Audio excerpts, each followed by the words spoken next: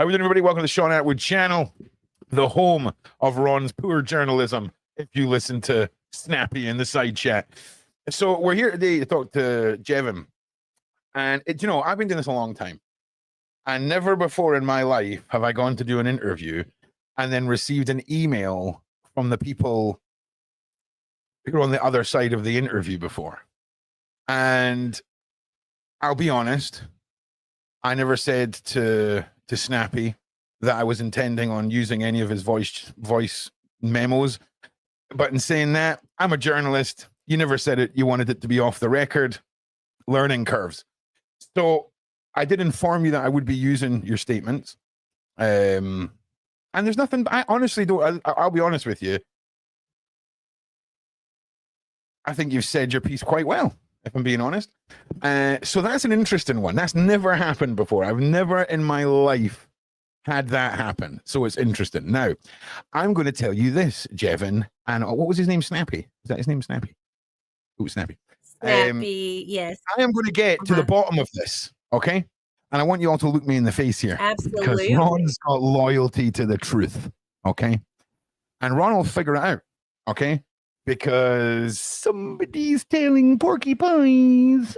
Someone is telling porcupines. Now, yes. Just so all of the supporters know, I'm Ron.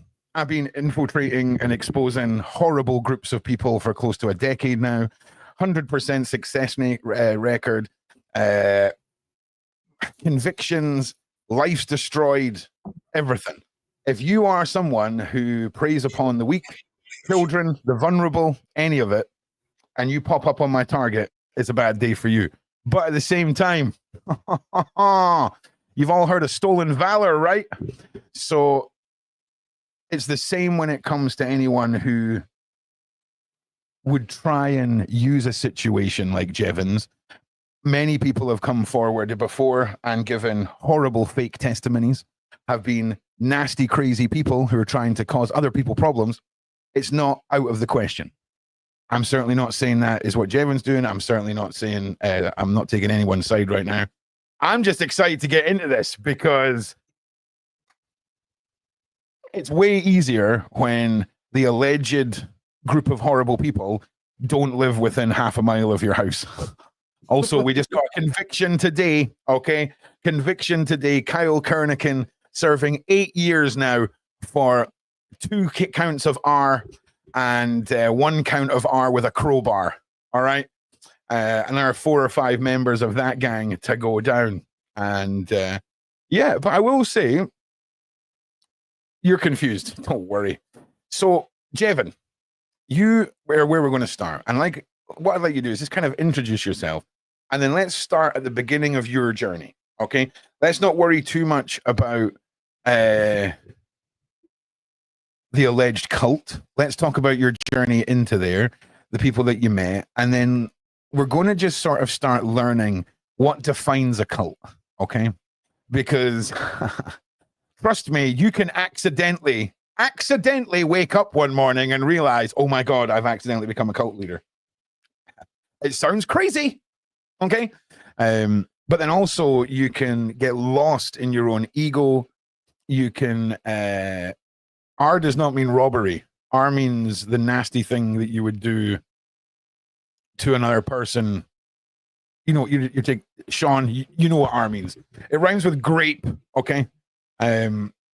So I didn't want to postpone the interview. And online cults are real. So I'm sorry. One of the arguments is, how can it possibly be a cult? It's a Discord. Listen, in 2025, digital spaces are real. Okay. So are you saying that you don't have a job if you work remotely from home? Because that's usually over a server too, right? But it's nonsense. But this is how people fall into traps. And could we be looking at somebody who got way too carried away in an egotistical echo chamber in the shadow of this figure, this maman? I'm pronouncing it wrong. Who knows? But we're going to get to the bottom of it. Jevin, thank you for being here. Thank you for being here. Hi. And sorry, by the way, that all this has kind of happened. It's a very unusual set of circumstances. I've never had. Well, not really for me. Not really for me. Unusual things have always happened around me. It's just the way Well, it look, goes. there's unusual things, and then there's what's happened to me today. But look, why don't you introduce yourself and start to take us through how you first ended up with this group and your journey to How I it. ended up with the Ammonites. Okay, well, I have been into alternative spiritual studies my whole life, and in 1999, I walked away from the church for good. I was raised very strict Southern Baptist. And when I walked away, I was very open and bright about it. And so the family's like, damned me to hell. The whole town damned me to hell. So that sort of started my research journey into the unknown and the abyss of the occult. So from there, let's see, I got craft mothers that were 33-degree Masons, female Masons, daughters of Masons as well, Eastern Star. All of them was teaching me Wicca. And then Mariah initiated me into a very secretive, intuitive tradition. And so that is where that's where my base of my practice comes from, is very intuitive from these women. What these women did tell me, though, was not to get involved with any practicing high ceremonial magicians. And I was very intrigued about that. I was like, well, it would seem like, for a heterosexual woman, that should be the way to go. Why would I not want to gravitate towards that? And they said that they know what we are. They know the power that women wield. They know how to use us as generators, catalysts in a circle to use and draw from to help connect to the divine. They said that certain men totally understand that we are the connection to the divine as vessels on this earth. So I've worked with Golden Dawn initiates for 7 years. I've had quite a bit of training. Okay. So how would you define your training and your path? You talked about 33-degree female Masons. I would have to say there's no such thing as a 33-degree female Mason. The Northern Star, or I believe is what the female sect is. Eastern Star, Golden Dawn. Mm-hmm. The Golden Dawn, yeah. Was that what you were referencing when you meant 33-degree female Mason? Yes. Okay. And and all the golden, and her father was an engineer for what's the Scientology guy, the science guy, L. Ron Hubbard. Sorry. L. Ron Hubbard. Sorry. L. Ron, yeah. Yes, her father worked. Okay, her father worked with L. Ron Hubbard. Sorry. That's okay. Let's go back to what you said at the start about your childhood. I was not initiated into the Masons. No, of course not. You're a woman. I was not. I would not. You're a woman. Yeah, you're a woman. You wouldn't have gotten into the Masons. So, thank you. Well, she has a certificate from it that I can show, if need be. I have receipts to back up everything I say, by the way. Sure. No, I understand that they don't hand out certificates of the Freemasons, just so you know. Right. I didn't either. I mean, seeing's believing, right? To even write down that you've achieved something in the Masons would be against the Masons' laws, if you see what I mean. So, well, we are talking about women, which are rebels. Well, that's what I'm saying. There's no correlation between the Freemasons and anything Eastern Star, or was set up by the women to try and create balance with the Freemasons. But the Freemasons can move freely within the female organizations, and the women can't get past the front door of a Mason lodge.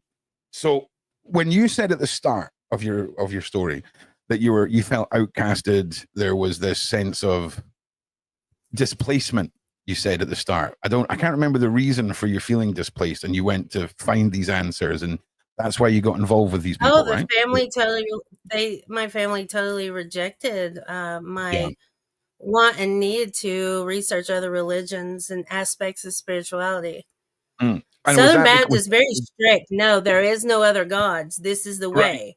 This is It's the the way southern, and no other yeah, way. the Southern Belt. Did you Hmm. say the Southern Belt? Is that what you said?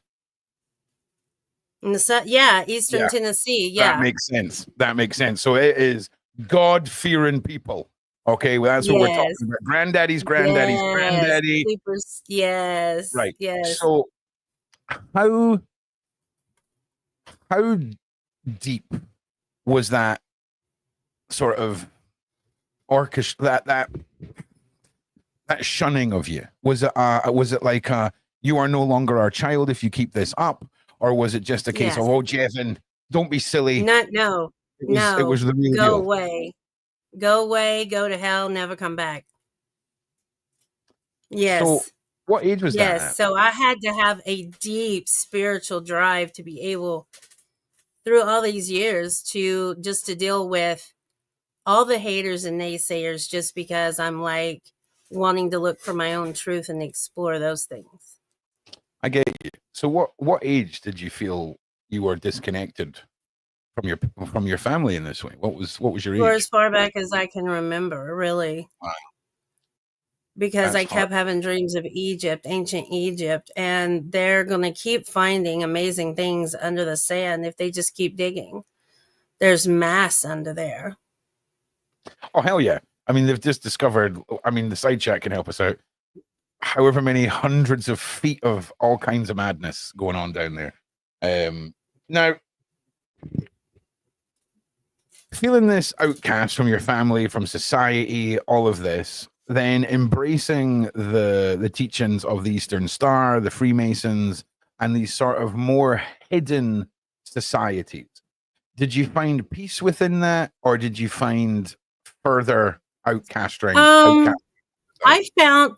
I found peace in the mother. I felt peace in the goddess. I found peace in looking at my shadow and realizing how deep my mother wound was, and then seeing how scarred society is from everyone else's mother wounds.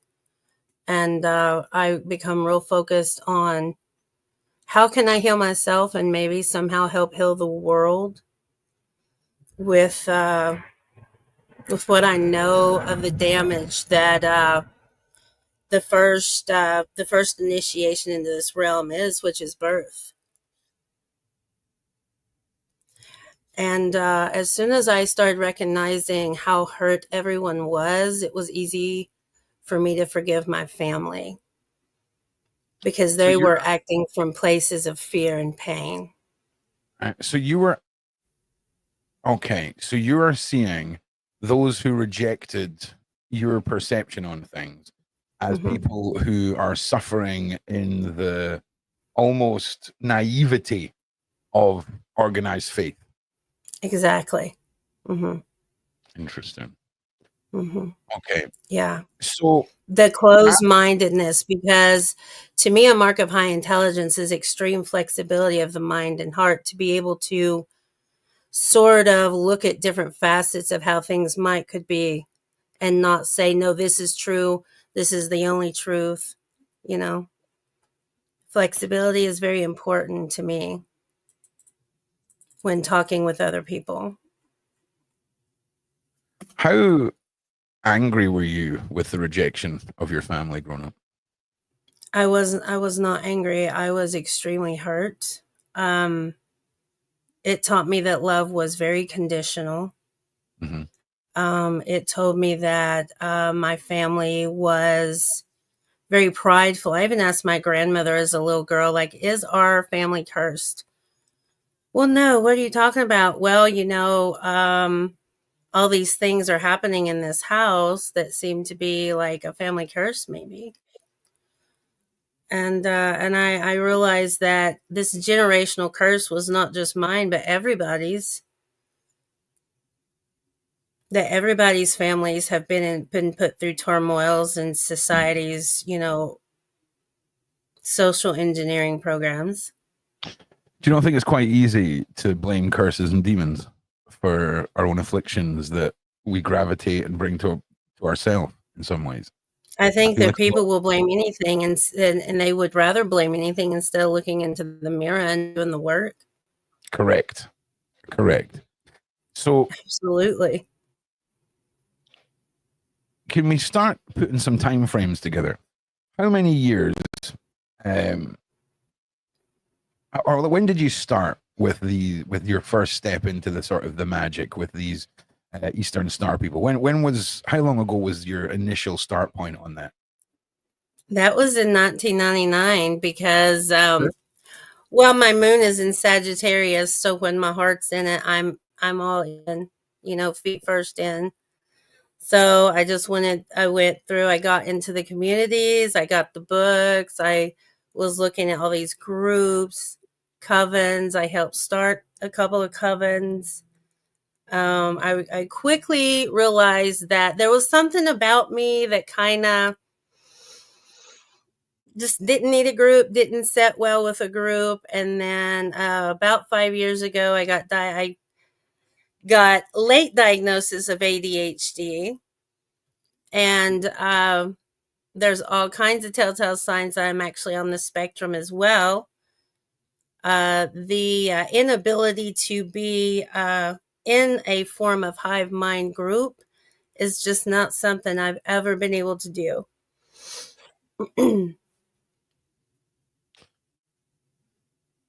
Right. Okay. When you must have gravitated to certain parts of this journey more than others. Did you find yourself being drawn to more forms of magic and other disciplines over others? And if so, could you touch on that a little bit?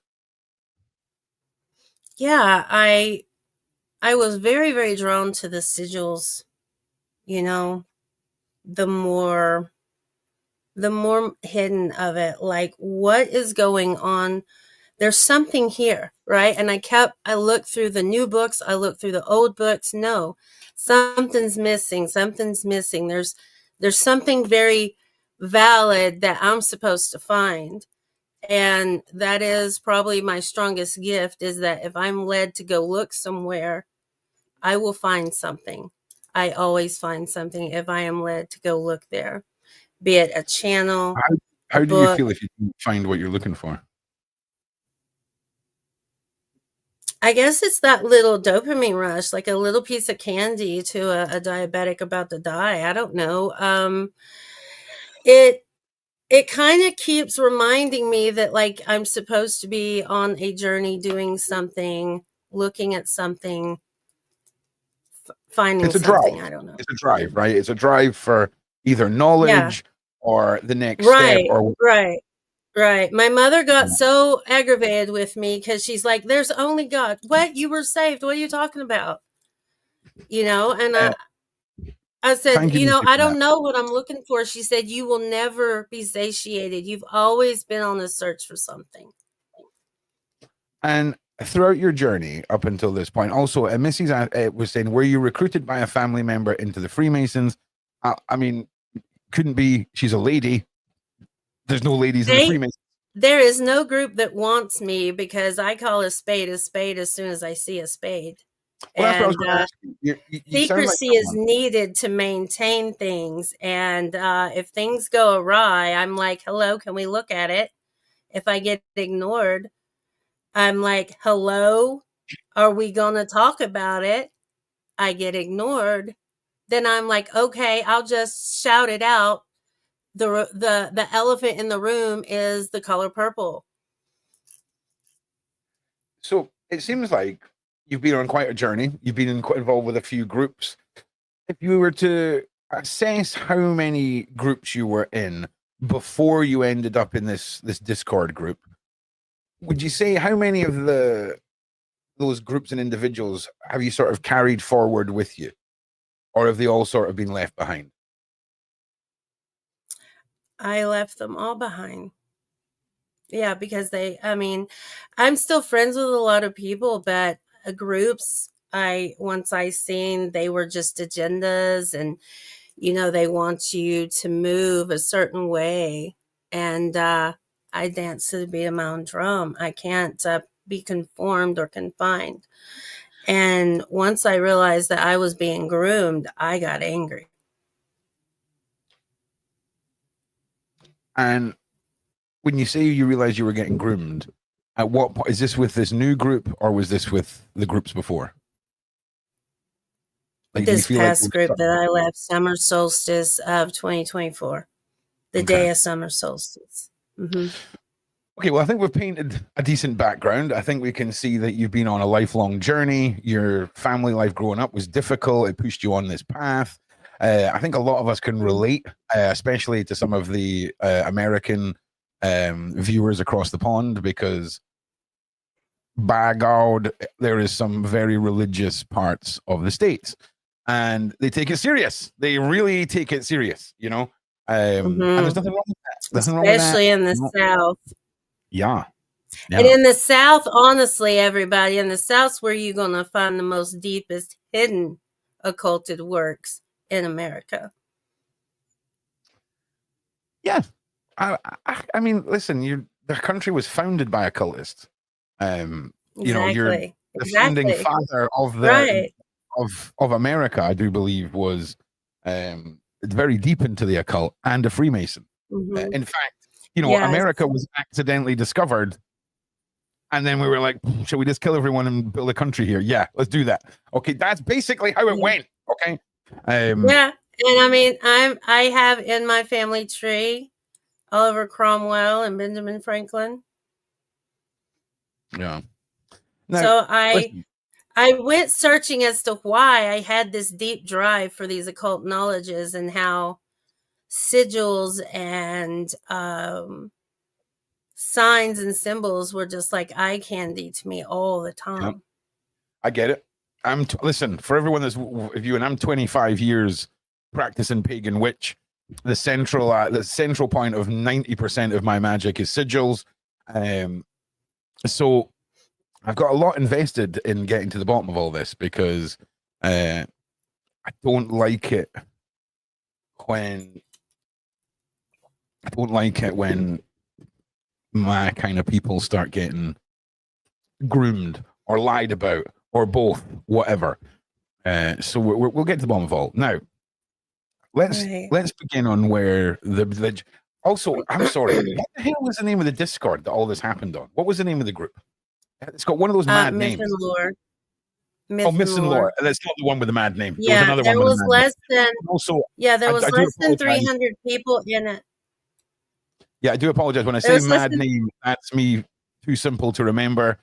It was a very cool name, okay, but I just can't remember it. So it was proper Greek, like need to read textbooks to know these words, with like a Z and a Q and a Y. Like, what?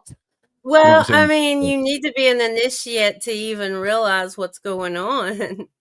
Well, we're going to talk a little bit about the initiations and things like that.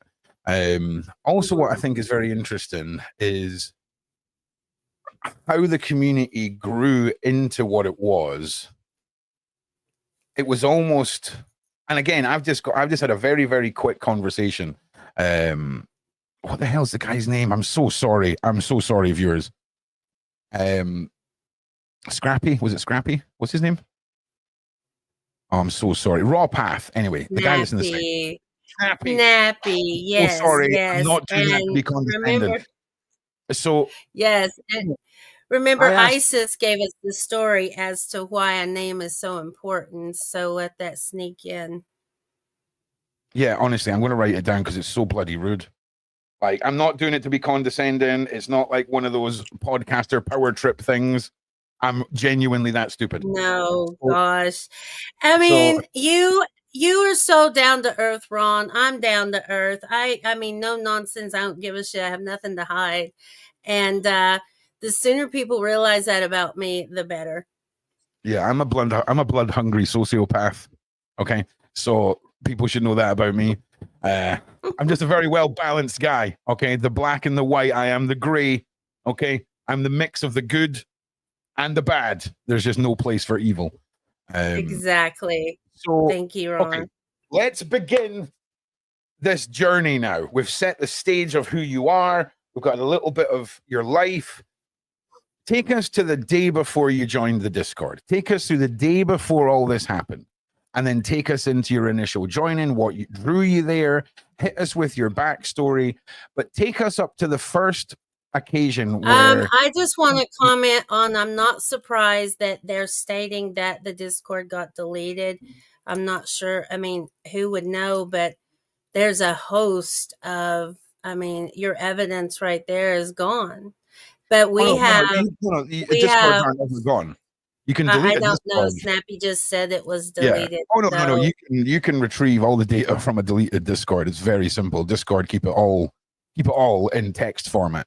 So you can apply for legal proceedings to have all of that data. Yeah. Research. Thanks for that, Snappy. Though. Yeah. It's easy peasy. It's the same with like Mhm. WhatsApp. It all falls under the same legal stature because it's an application. So what you won't get is any Okay, images. so you want to know how I knew? How did we get here? What about what's going on? Okay. Well, I want to know the day before you joined, what drew you in and what started your journey. I want to start there. Well, you got this. I had went through a lot of stuff, and I was like, well, maybe I should look at the Gnostics, because I had not really done much research into them at all. And I've kind of been avoiding it because I thought, no, it's just so Christian. I want to hear more Christian stuff, blah, blah, blah. So, Gnostic Informant had popped up, and I had watched some videos, and then there was this bald guy on there. I was like, whoa, that's the energy that kind of hit me like Nosferatu, right? What is up with this guy? There was a presence about him that the kitty and me said, you need to inquire, what was it about this one guest? Like, why? So I watched the interview, and I was fascinated. And then I went to his channel. He had less than 3,000 or 4,000 followers. And because I had done so much work for like 25 plus years in the occult, once I got to the Lady Babylon channel, I went through his work like water, right? Because I process information very fast, okay? Once I heard things that I had already come across or was familiar, it got, thrown out. I was looking for all the bits that he was putting out that would help me connect more dots of these things that I was missing on this great search of what truth, And so when I heard that this Greek text had been translated to us all wrong for 2,000 years or for however, hopefully nobody gets caught up in semantics and splits hairs on me. But I mean, they're obviously going to do that. I mean, yeah, people love to do it, and they can, but I'm human, and I will stumble. I will stumble. All right, don't worry, you got this. Okay, so he was like, he has the truth, and what he's saying is true, because he is a Greek scholar, he's a linguist, and he knows bacteriology, he knows what he's saying. He's got a PhD, he knows what he's saying. Exactly. So I believed it. I believed what he said, that we had been lied to on these Greek translations as to what was really going on in the New Testament in ancient times. What he was telling everybody was that Jesus was actually a laestes, a child trafficker, and not a liberator, but a pirate. That's one of the points that gets brought up later on in the interview, if I'm being honest. And just to be clear, the ideology of this group or this individual, I do believe one of the more extreme views was that Jesus was a human transporter of children, right? Yes. Okay. Yes. And that Mary I'll be was of a honest, listen, sacred I'll be honest. feminine line of Oh, a tradition. Kevin, I'll be honest with you. I don't speak Greek, okay? And I don't wasn't either. there. Okay. So Okay. we just, and it sounds a bit, I'm sure if that was written down about Jesus, someone would be talking about it right now. Chat GPT could read it to you correctly. Do you see what I'm Well, saying? not if somebody had an agenda, Ron. Oh, well, of course. You know, there's religions found on believe me what these tablets say, but I can't show you what the tablets say. So religion is a bit mad. I'll be honest with you. It always has been a bit mad to me. I And that's agree, listen, I Ron. don't mean to offend everybody. I don't mean to offend anyone. That's your thing. That's just my opinion. I don't judge anyone. We can still all be friends. It's fine. But blind faith has never worked for me, ever. Me neither, Ron. No. But with him, it happened. It happened. Because I was on such an information high, right? Whoo-hoo, I'm getting a hold of something that what in the world? This is fire. Okay. This is fire, right? So after I'd worked through all his stuff, and I went through all his work in a week. I was like, oh, so there's a group, there's a working group, there's a magical group. What is going on? When the world finds this out, you know, this is the liberation, right? Like the truth. Like, is this the truth? There you go. I But think this is I never questioned it. I never questioned it. In fact, let me Google this. Hang on Because a I second. can't read the Greek. Jesus and oh man, I can't believe the words naked boy are going to be in my algorithm on freaking Google now. Jesus and the naked boy in the garden of oh man, why are the words like you can tell that is an old word. Like no one's making up words now like Gethem Samem Ne. No one's doing that. Right, let's have a look here. Mm-hmm. All right, let's see what the AI has to say about it, ladies and gentlemen, because I don't speak Greek and neither does Jevim. So we have to go to our third co-host, Google AI. In Mark 14:51-52, the Gospel of Mark mentions a naked young man fleeing after Jesus' arrest in the garden. We're just going to call it Gethes, okay? Because I can't say that word. So it's the garden. It's Gethsemane. Gethsemane. Okay, that's fine. That's gonna come out Yosemite, but that's fine. The young man said That's initially, okay. following Jesus, wearing only a loincloth, which is basically top tier fashion of the day for summer at that point, I would imagine, right? There's no shorts or that. If it's a roasting day, you're loinclothing it up. Okay. I'm just saying, your mum gets out the paddling bricks. Okay. She makes the paddling brick pond. You all get in there. You have yourself a great freaking Jesus time. That's all I'm saying. But when apprehended, he left the cloth behind and ran away naked. This event is not mentioned in the other canonical gospels, making it unique detail in Mark's account. All right. Okay, Mark. All right, mystical Mark. Is that your call center voice, Mark? Because it doesn't sound very biblical, but neither does John, so that's right. The story of the naked boy occurs immediately after Jesus' arrest in the garden of that, and then the scene is described in other gospels. So there is wearing a single loincloth. Why? Scholars have debated the purpose of Mark's inclusion of this seemingly minor detail.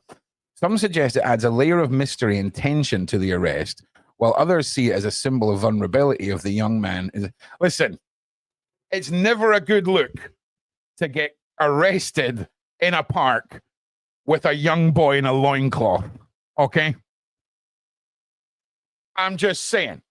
But it was mentioned one time, and there is It's there. Is that not just the most primo, open to interpretation, biblical piece of text that, my God, you could turn that into, it's a sign of innocence. It's a sign of transportation. It is. Yes. It's one of them. It is one of them. It's one of them. So you see how easily anyone could be Yeah. wrapped up in this mystery tradition, Yeah. right? Because it's intriguing, right? It's one of those points where you're like, Jeebus is a so people. seductive. My Venus is in Scorpio. I'm all about seduction. I want it all. Yeah. Tell me, let me see it. So it was very easy to believe. Very it's easy to latch onto.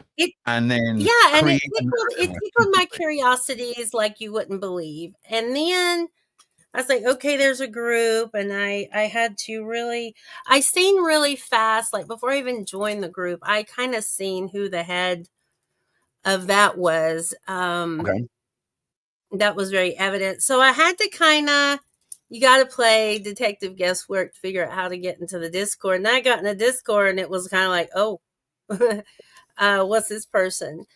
And I made an introduction, and one thing I remember is like after my introduction, the first post I made, one girl just like jumped on me, and I'm like, honey, I don't back down from anybody or anything, unless, I feel like that is, in my best,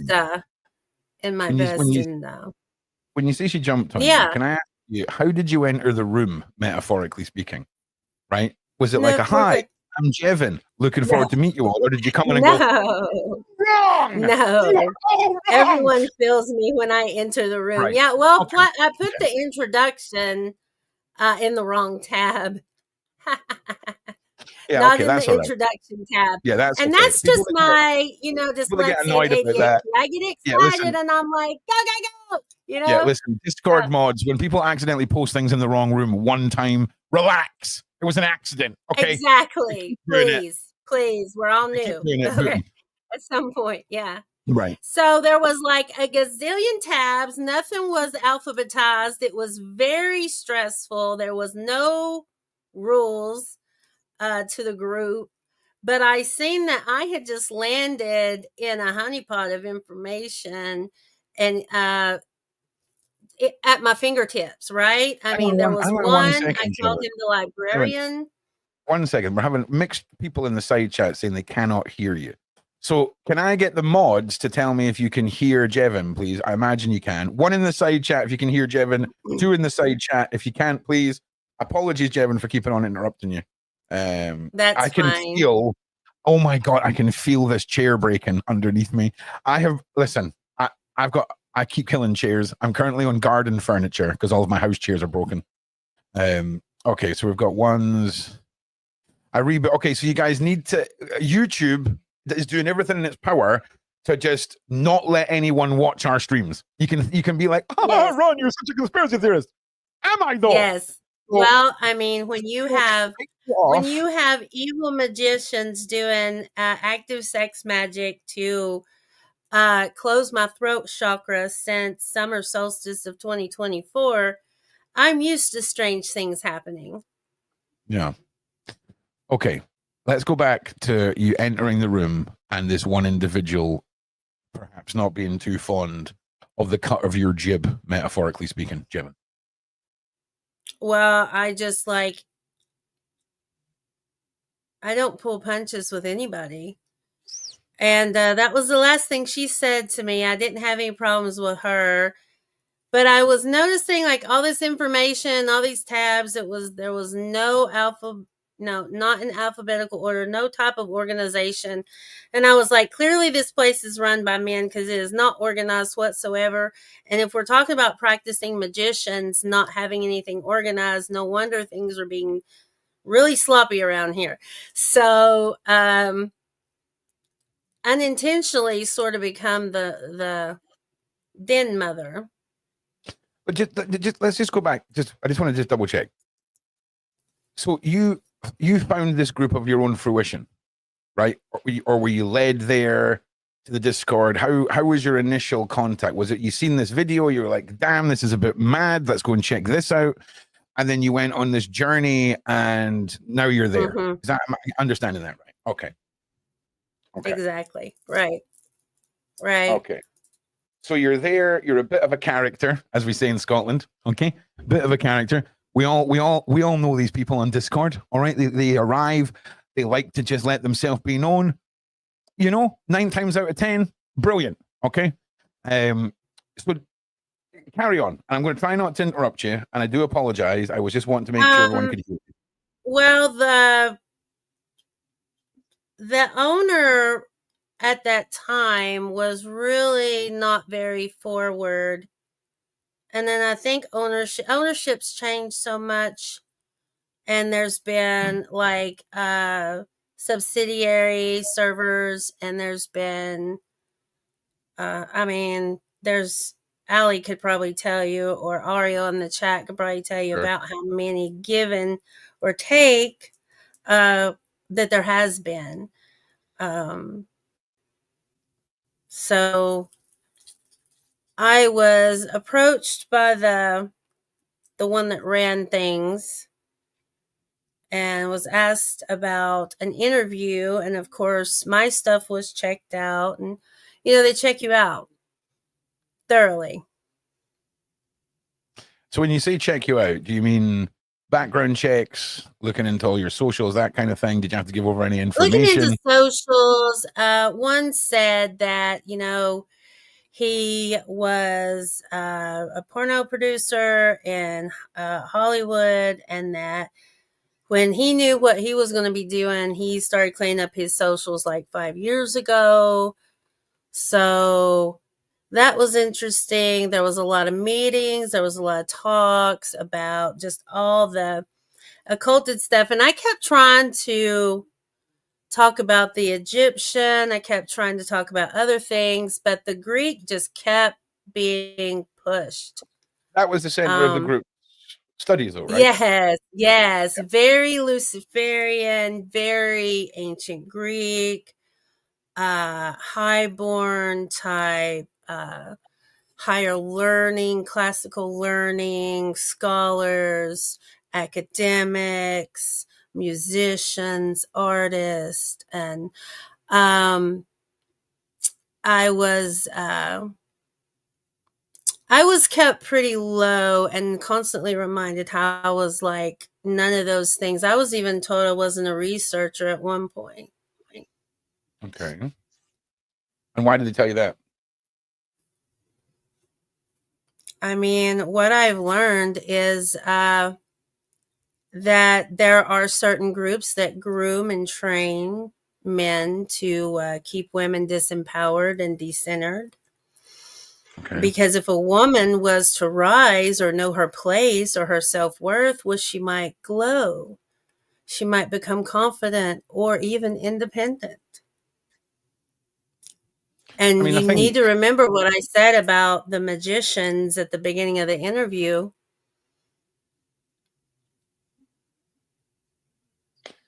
Well, you said that they use females as vessels, as a conduit to strengthen what it is they're doing.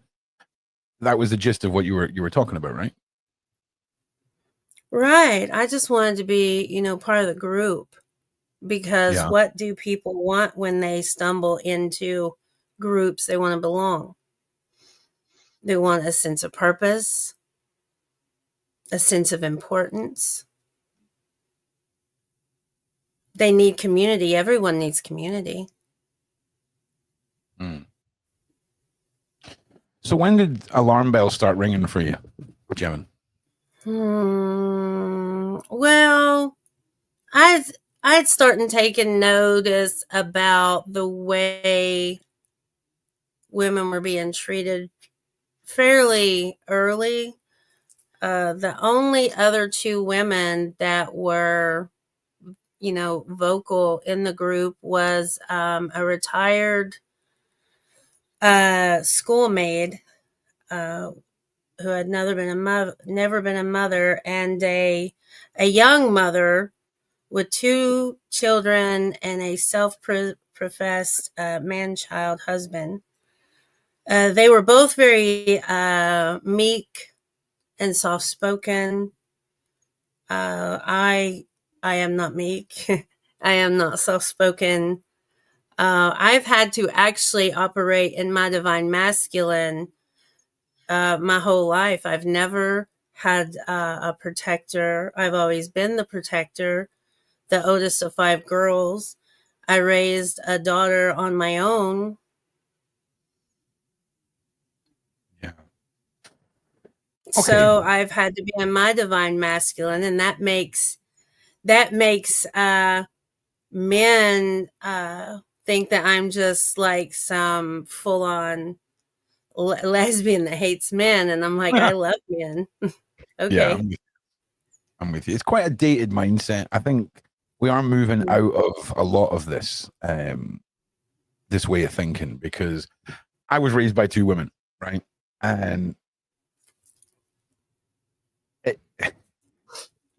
like I say, if I ran a country, right? When Iceland went through their complete and utter economic decline, they fired all of the corrupt bankers, put them in jail, and hired a 90% female workforce and fixed the economy in 18 months.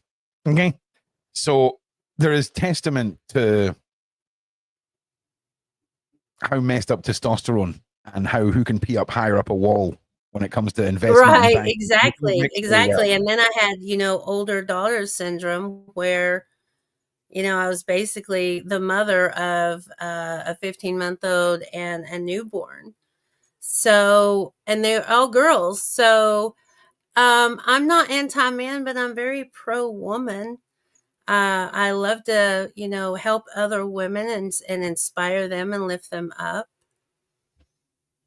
Yeah, it's often when we write down all the groups that support each other, it fascinates me that the heterosexual white male has nothing.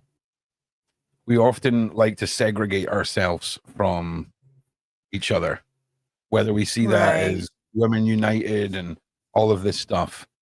I believe it comes from a place of fear, because people often fear finding that equality.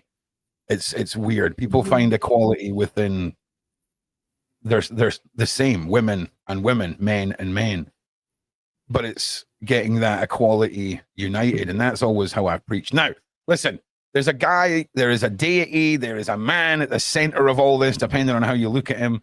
Hang on a second, what the hell's his name? I'm so bad. Ammon's, right? So just to be clear, I've had a question here. Can you talk about Ammon's improprieties and how he's treated young women on multiple accounts? So again, I just want to say, this is testimony from Jevim. This is all allegedly. She's got screenshots. She's got all of her stuff. She's going to make it available to everybody. But just for legal reasons, at this point, I just need to say that out loud. So, Jevim, I meant to say this at the start. You waive your rights to your story being told. Correct? I freely give my story to the world. Wicked. Just pretend that was at the start, Shaun. Okay, I'll remember next time. So, I have not earned 1 red penny. So, let's talk a little bit about his name again. Amon. I'm so bad. I'm so Hillman. sorry. Can I just call him Hillman? Can I say Hillman? Hillman. Okay. So Hillman. however you want to say. I'm going to refer to him as Amon. Just it's a more fun word to say, really. So can you talk a little bit about these allegations? Let's start shaping how this defines as a cult in your eyes, the cultish activities, what went on that changed your perception of a group that you were so keen on being part of this knowledge sharing with. How did it all start to go sour, and what was it that you seen that made it all fall apart? Now, take your time. I'm going to shut up. I will take my time. And let's go through it. Thank you. I'm going to get some water. Okay. Can you guys like and share? Make sure you guys are liking and sharing and pushing this out. I really appreciate it. yeah, let's start shaping the narrative of this cult now. I think we've painted a good Okay. picture of who you are, your journey. Well, I seen that like what they were doing, and there was goals, there was good goals, there was community, there was collaborations on my channel. I'm not monetizing them, but I publish some of the things that I have done, while in there, and just a lot of good, healthy stuff with a lot of hurt guys in there. And I got really, really close to the librarian guy. I'm going to call him the librarian guy. I got super close to him. And I seen that, everybody's having these goals and they're kind of moving in the same direction. And I thought, well, I need to do everything I can on my part to help push this through. So I didn't really do much with my channel. I didn't really want to. I was burned out. And I was about to give it up. And then the leaders, really strongly encouraged me, pushed me to go forward, to keep doing it, to keep doing the work, and had me on for an interview. And I later learned that if you're asked to do that interview, it's not just for a channel. No, it was for the whole group. And I did it. And I knew that, okay, well, if you really want to like dig in, you need to read Cain by Lord Byron, because in the past I seen where there was public hazing initiation rituals done. And so I kind of knew what was coming if I really wanted to dedicate time, energy, magic to this group. You got to do what they ask. And so what was required was there's 3 different paths you can take to initiation. There's the Hercules, Okay, Venus, there's 3 different and paths. I thought this was Orpheus. a Discord group. I thought this was a I'm sorry, Discord group. I thought this was a Discord group that like to read books. And now we're getting hit with there's 3 different paths. Continue, carry on. Start again. There's 3 different paths. What was the first path? I'm sorry, that just pricked my ears up a little bit there. I hope I hold your attention, Ron. You don't want me to start talking about stuff to get your attention. Oh no, you've got my attention. It's very Okay, interesting. okay. You're going to hear in the interview later how things are described from the other point of view.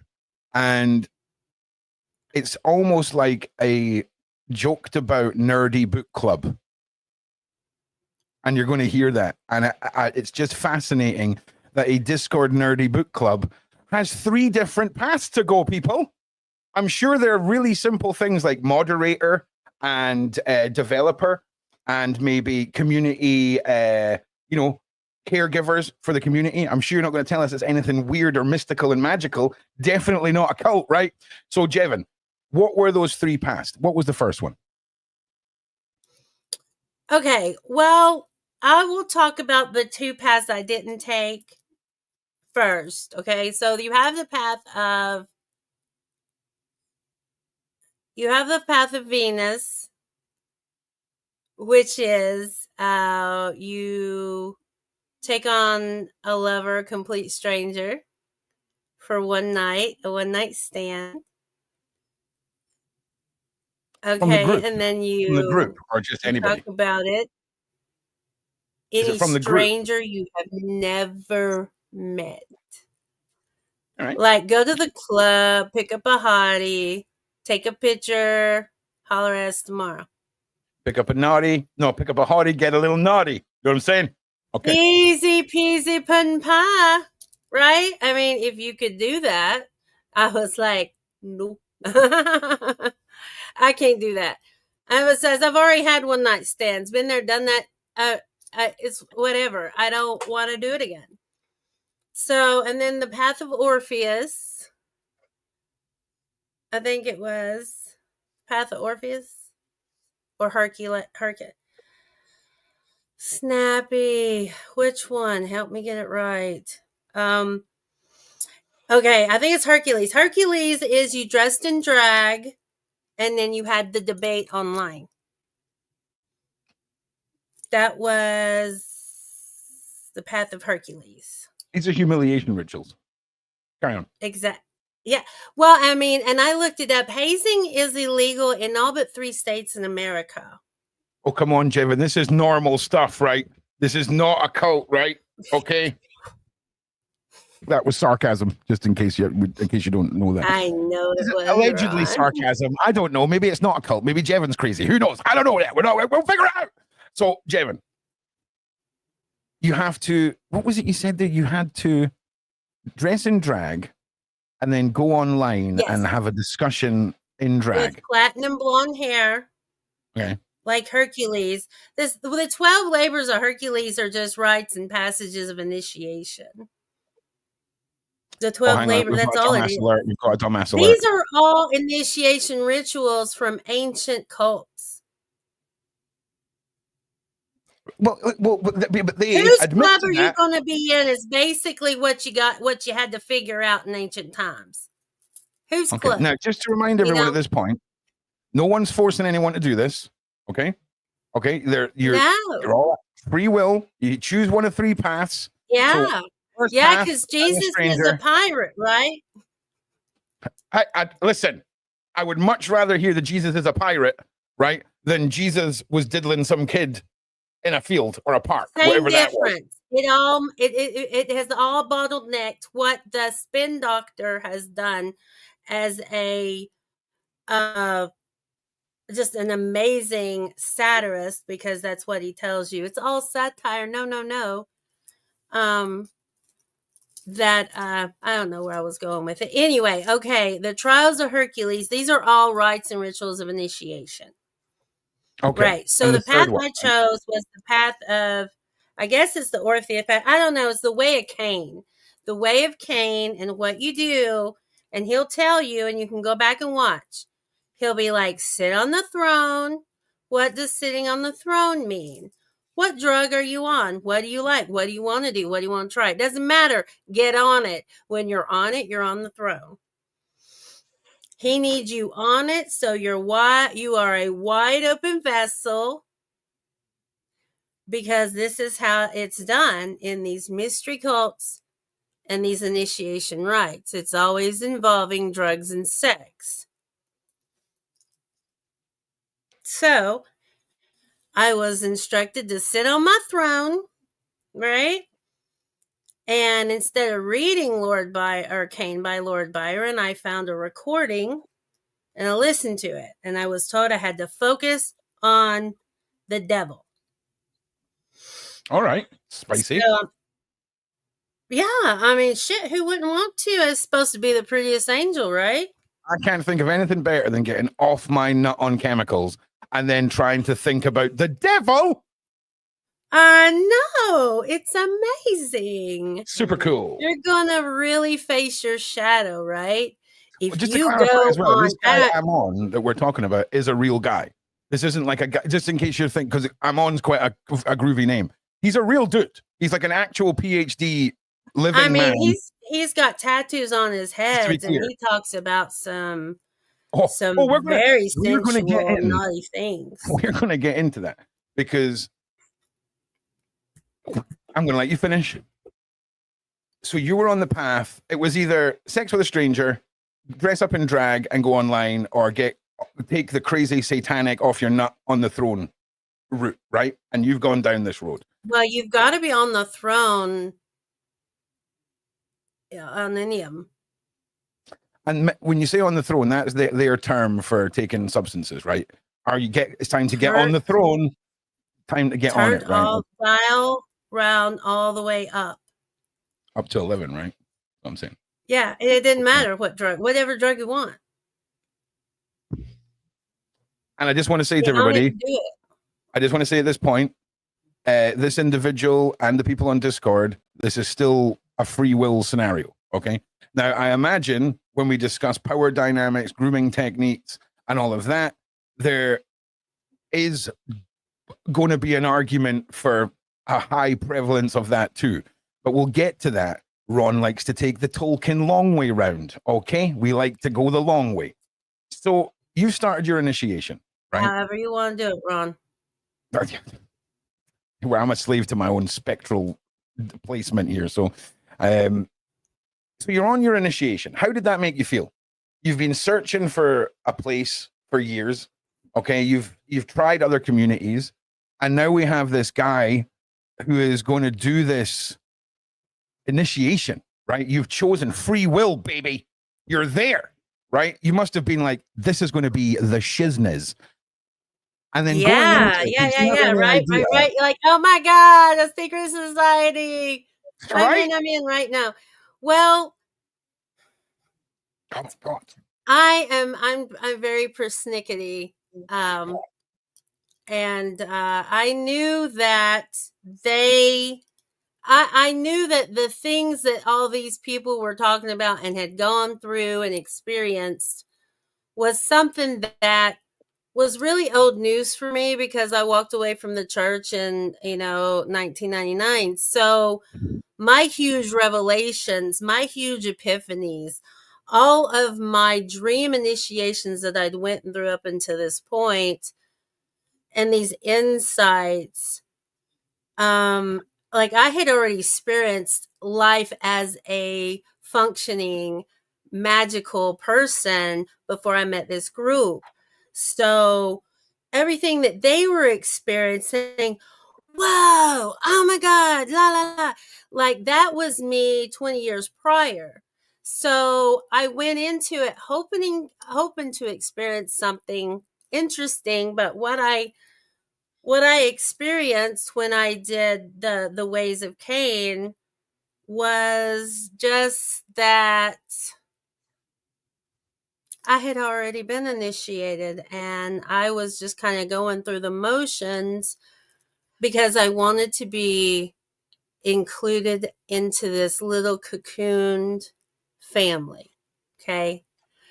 And I did do artwork about it. I did know that, okay, well, Cain sounds like me, sounds like everybody else. Everybody's went through these things.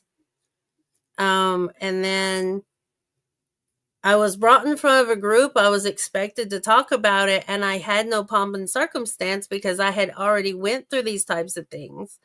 It just was not spiritually as profound for me as it was for the guys. And I felt kind of bad about it, but I didn't, because I was like, well, I just can't. I don't know. Was I supposed to like give myself over to the dark side like Vader, or I wasn't really sure what I was supposed to do. So you had a different experience with the guys. Did you find the guys were trying to one up each other on how intense their experiences was compared to how you spoke about it?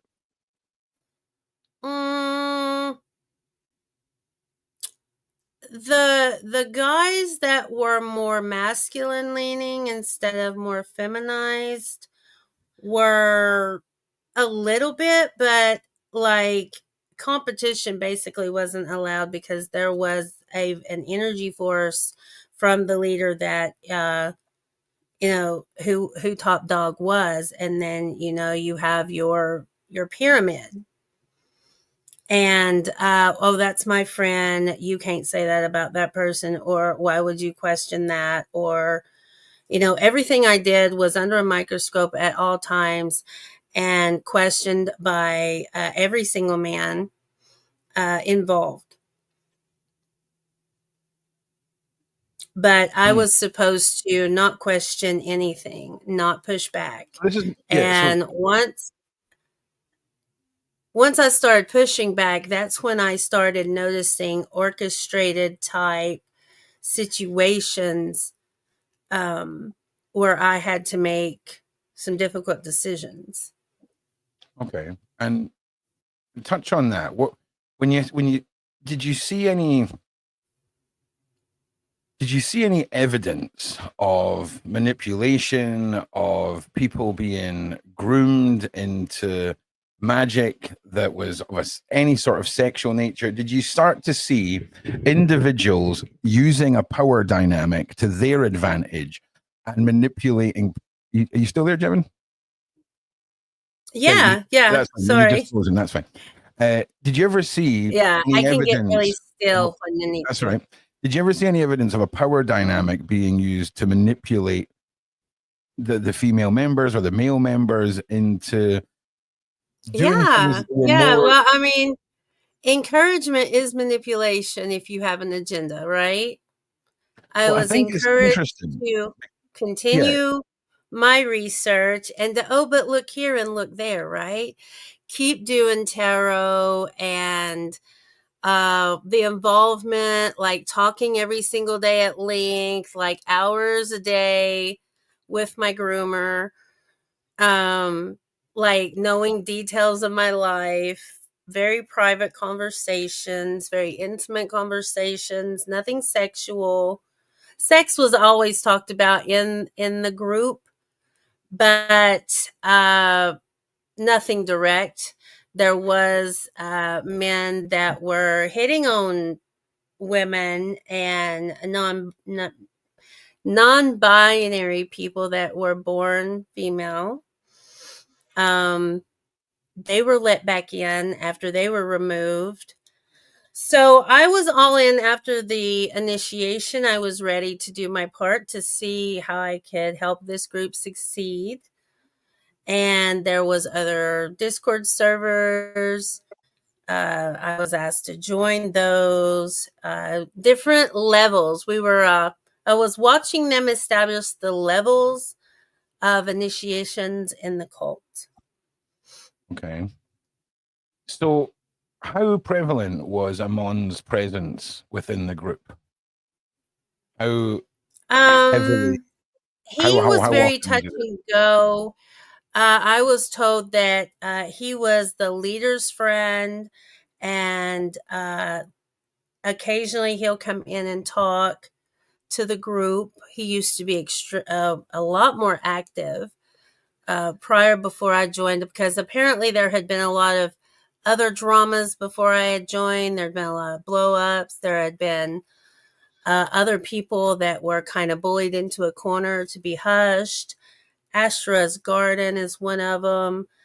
Ali Rowan in the chat is another one that has been publicly harassed and bullied for years. Yeah. Yeah, she's Ashria's Orchard has been quite vocal in the side chat. So big shout out to you. Sorry that you've obviously had to go through what you've all had to go through. It's wild. Now, so we know that it was ran by someone else, right? Who was the most prevalent? Who would you say was the leader of the Discord? Snappy. And who was it that you would say was the person that you feel is responsible for what happened to you within the group? I mean, you mentioned the word grooming. I don't want to, say that's what happened. I wasn't there, but who was that individual?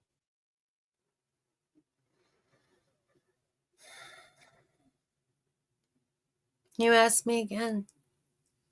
Who was the individual that you said was responsible for what you referred to as grooming within that group when it came to you? My grooming was done by Snappy. And that's also the person who was in charge, right?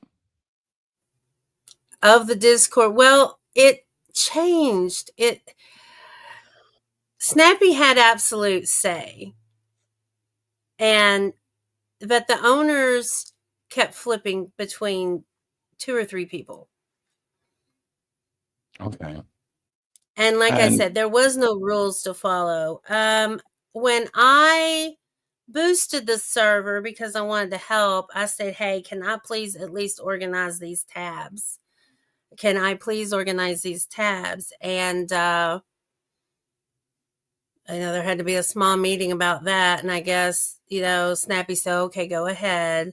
Like I could not do anything. how did the rest of the group react to you wanting to have some sense of control over part of the server? it was very, very limited. They were thankful for everything I did, like arrange the tabs and get some order going. I sent one guy who had, sexual harassment allegations made against him by several people. I sent him a laptop so he could better serve the group. Let me just circle back. I need to define your statement against Snappy, right? We can't just brush over it. It's a very serious thing you've said. Mm-hmm. What is it you felt that you were groomed into? The way I acted in the group, on my own channel. My own channel was under surveillance too.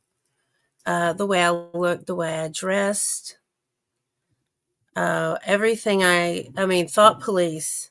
If I had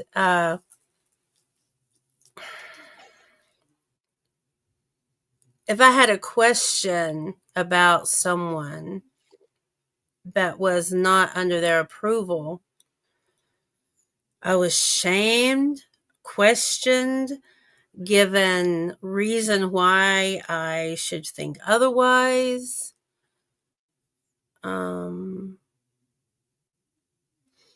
But the straw that really showed me that my own actions were being manipulated in some way was when I did a live stream on my own channel.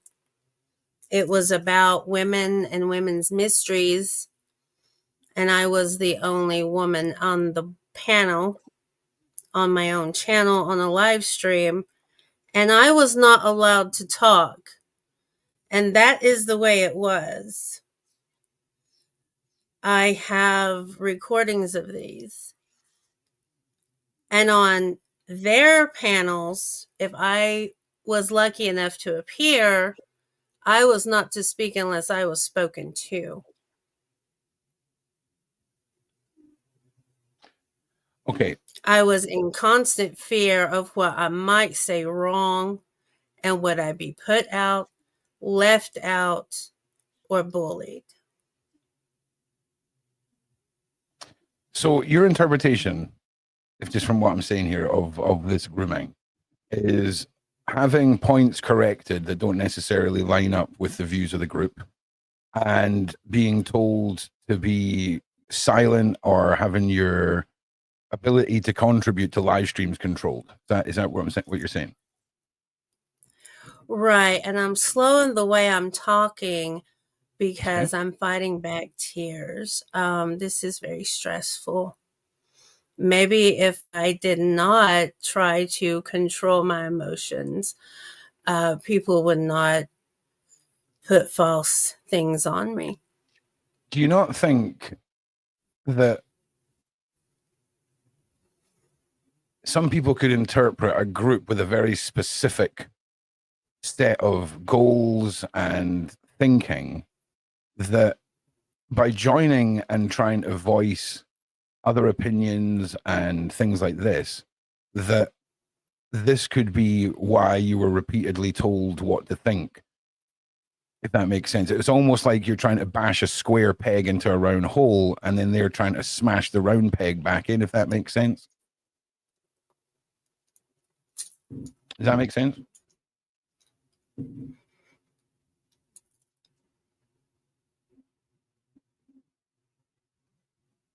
It was hard for me to try to figure out how to make everybody happy.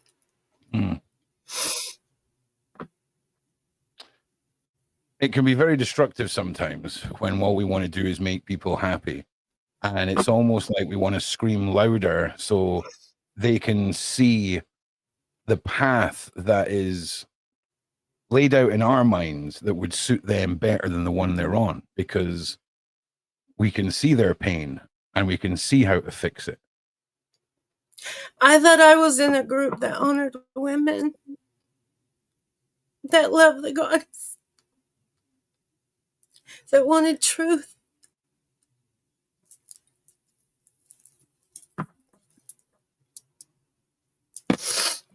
And that I was around a bunch of men that really loved women and cared about our thoughts and wanted to hear our words.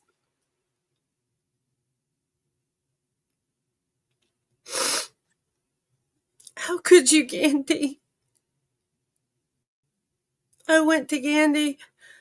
I went to everybody. I went to everybody trying to seek resolution before I left. I even went to Hillman a couple of times, and he just didn't care what was going on. He made that very clear.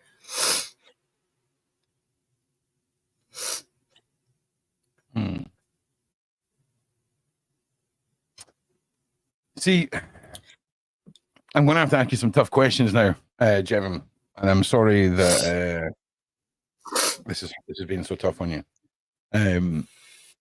Other than being told or being controlled, almost people pleasing to an extent when it came to your live streams, and I had to, yes.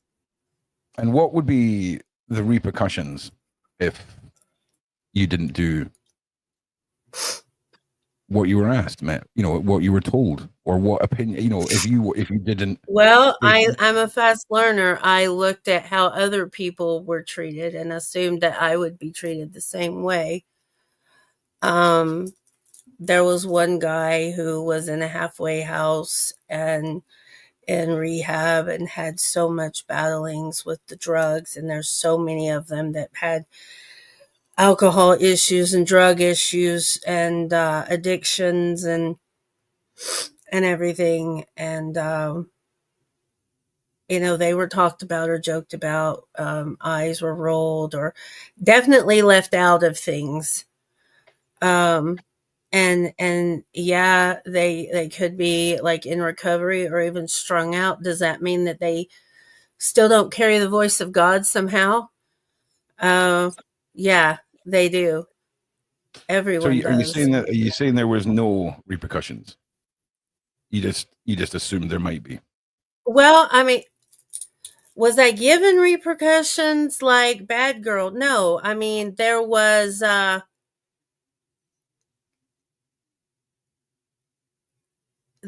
obvious expressions as to what, you know, what others were doing and what happened when conformity was not achieved.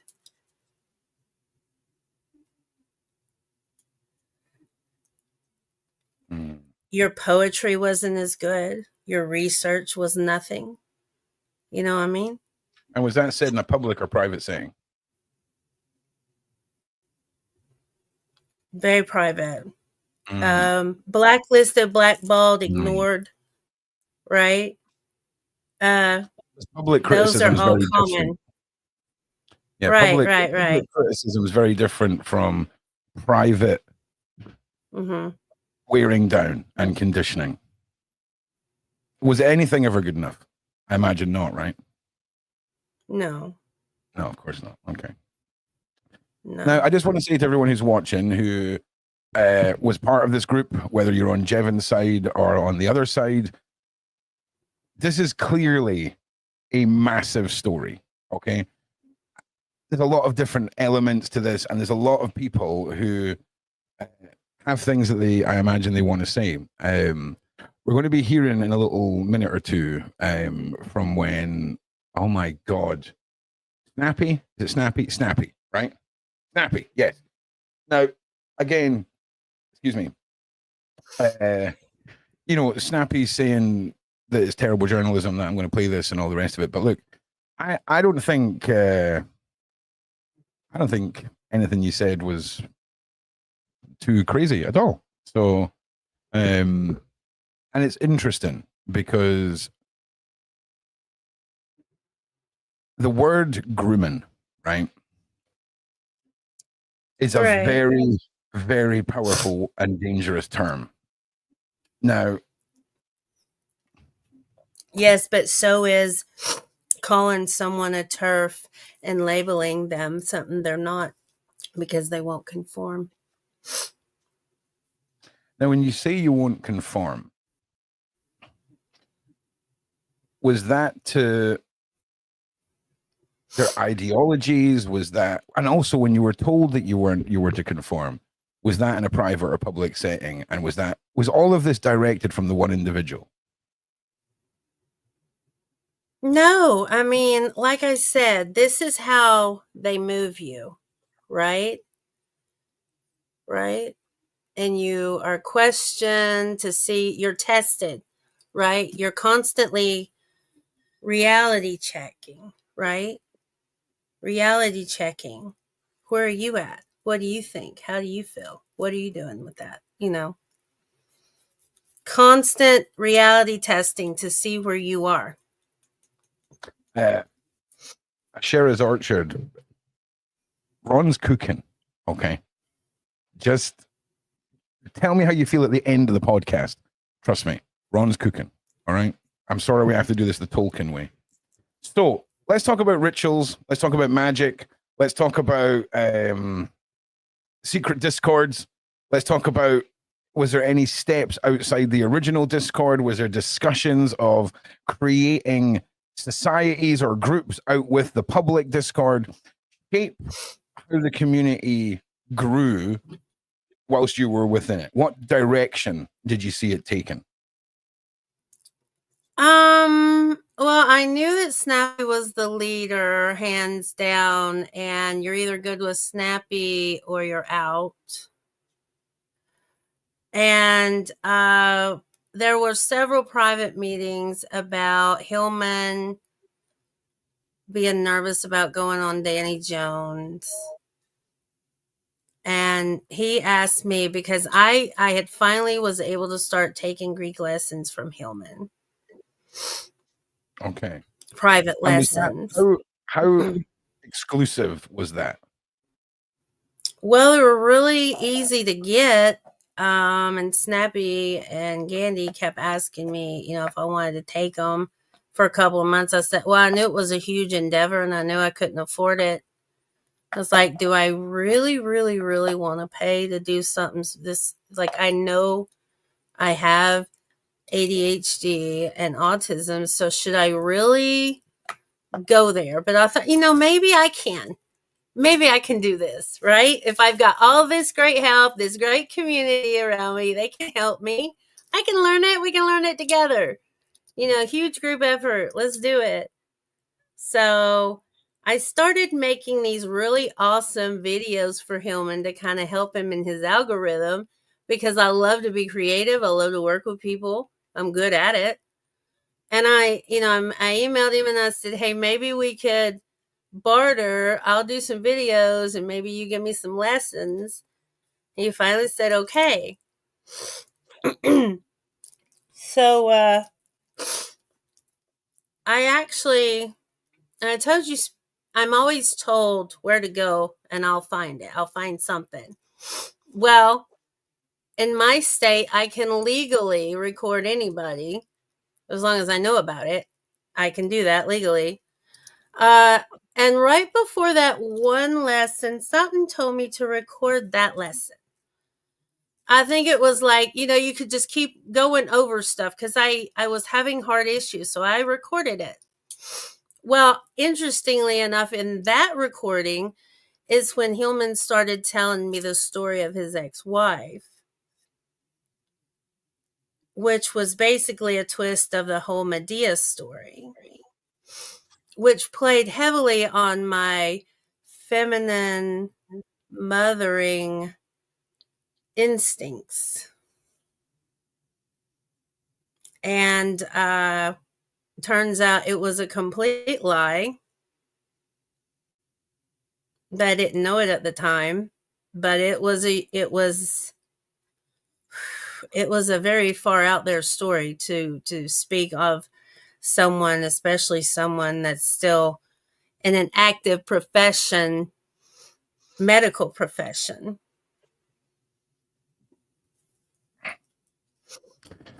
So what he told, do you want Do you want me to tell you what he told me about his wife? No. What I'd like you to do, these lessons that you had with him, okay, and the interactions you had, was there ever, other than when you done your initiation, how prevalent was collective ritualistic gatherings between the group? Not many. Like Snappy had told me about this one time something had happened to a pastor because they were instructed to circle jerk during a live stream. And I have a screenshot of that one to project upon this pastor, and something happened like the next day, and Snappy was really impressed but also stressed about how well the sex magic rituals actually worked for them. And other than discussing personal, because I imagine that was within his personal practicing, right? What he was referring to. Or was it a collective group thing within the Discord? I imagine it was in his personal life. Well, it was instructed by him and, handed down, passed down in a private group for those born with a penis. Okay. Yeah. So are you saying that the sex magic was only discussed with the men? The instruction to do that happened before I come along. Mm-hmm. Okay. So there was alleged teachings of sex magic, but just to the males in the group. That's what you were saying. Was there any? Right. So there was I'm on at the top. Then you were saying that Snappy was leader of the Discord. Was there any other management, supervisors, or team members beneath Snappy? Oh yeah, there was men that I was to respect that I never knew their real name or what they look like. There was a lot of things I wasn't allowed to know.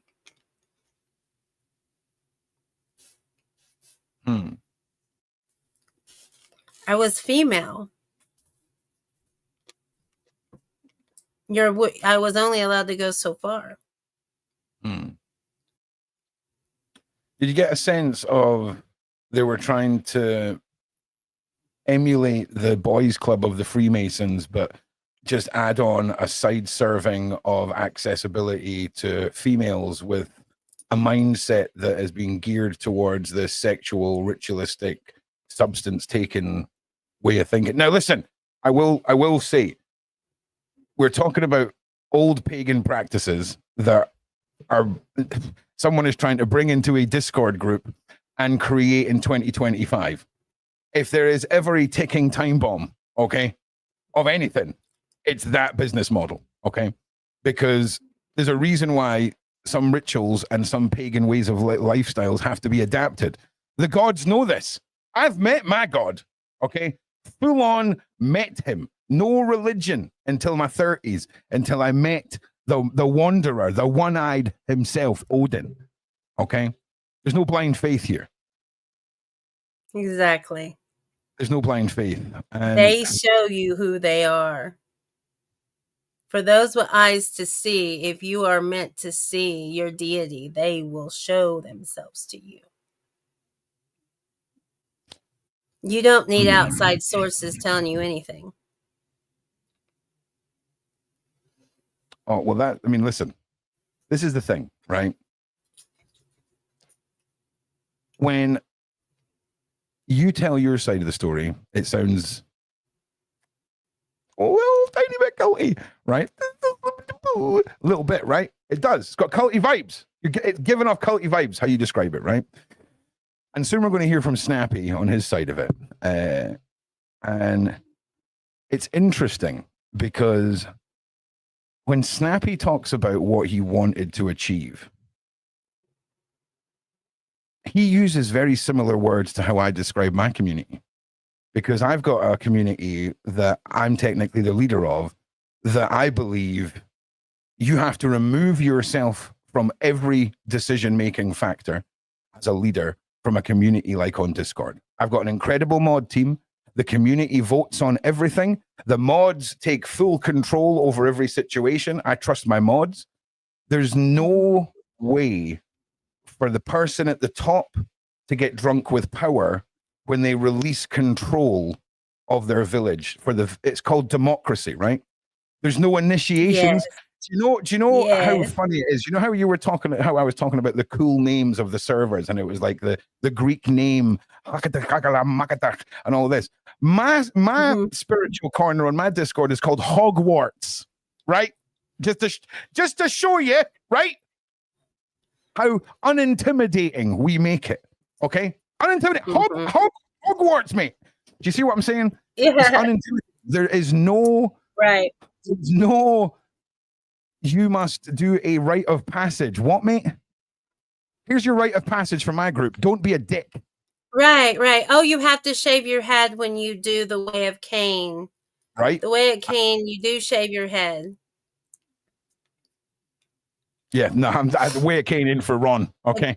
See what Ron's working with here. Dying the one. Shaun Attwood. That's the way for that. Shaun Attwood would be an easy one for the way of Cain. Just run a bick over that and he's done. You know what I'm saying? Let it grow in for a day. Well, no, I mean, he'd have to shave something else or, firstborn. I don't know. Oh, yeah. Okay. Other than the rest of it, he would do well. The rest of it, Shaun Attwood would back out of that right away. 100%. I mean, maybe a platinum wig would become him. Do you know how many wigs that man owns? Too many. Okay. Have you ever seen him? Have you ever seen him just come on in a royal cape with a crown on and a mad wig and a big set of glasses? He's not done it in a while, right enough. But yeah, he's an interesting character. So, So, do you want to hear about what led up to me leaving? Right. So, exactly. Thank you for reminding me that we're painting a narrative here. So, yeah, take us now on the downward hill part of your journey. The build up to it all going wrong. Okay. Let's see. So we knew that Danny Jones was coming. And I had been hashtagging and putting stuff out, trying to help the algorithm for everybody, doing work for everybody, not myself. How many people asked you?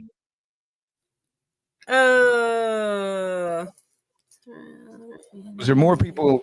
Did you find yourself offering to do things more than you were being asked? That asked you. I'm sorry, what? Did you find yourself offering to help more than people were asking you to do things, or was that like an equal balance between being delegated to and being asked to do? No, I was asked to. I was video producing like a mother, so yeah, they wanted my work. I was glad to help. As long as they were grateful and not assholes, I was always willing to help. So with Gandhi, we got really close. I sent him books, silver jewelry, rocks, hard to find books. I sent Gandhi 2 boxes around $500 or $600. I sent the one guy, Nathan, a laptop. I devoted a bunch of hours, work hours, because I learned that that's what a lot of cults like to do is free labor. So that's what happened. So listen, we're getting a little bit of pushback on your view here. Gandhi is in the side chat and he said you offered your work. Now, because I'm very much like you. I'm very much like, I'm here. I want to help everybody. Right. I'm that guy. It's gotten me into a lot of trouble. Okay. Because sometimes you offer your help to the wrong people. Yeah, you help, and it's like, no, okay. So there's definitely, you can offer your help, and then people can say, well, actually, you offered, but then offers can go on a little longer sometimes. And I'm not saying that's what happened. I'm just saying sometimes it's easy to say, oh, well, you offered. Well, yeah, I offered to do this one thing, but now we're a year into this and you're still like, you're not asking, Yeah, you're just and I mean, how hard is it to see that Jevum aims to please? She loves being, in it to win it with everybody, you know? And, it was amazing working with everybody else, but with Snappy was very particular, nitpicky. Oh, I don't like this. Can you do this instead? It didn't matter if it cost me credits with my software, if I had to pay an extra thing. Like, I was putting out funds to get AI renderings and everything to Okay. meet specifics of Snappy. And was that overhead known to the team? Did they know that you had this overhead and that you were enduring these costs? Because a lot of the time, Yes, I was people aren't very vocal prevalent with about it. AI. I was very Okay, you were. vocal. Well, Okay. humans like, "You're not paying for this, are you? You're not paying." I was like, "Well, yeah, I'm just paying a little bit, but, as long as I don't do it too much, it's not gonna be too bad." I downplayed my own issues and my own, uh, giving, basically, you know? Mm. I was asked for help. The thank yous were there. But if I needed something of equal gravity, that just didn't happen, because any questions or things that took away from what Snappy wanted to do was an inconvenience. So what led up to that was when Danny Jones dropped, our count number in the Discord went from less than 300 to over 2,000 in just a few days.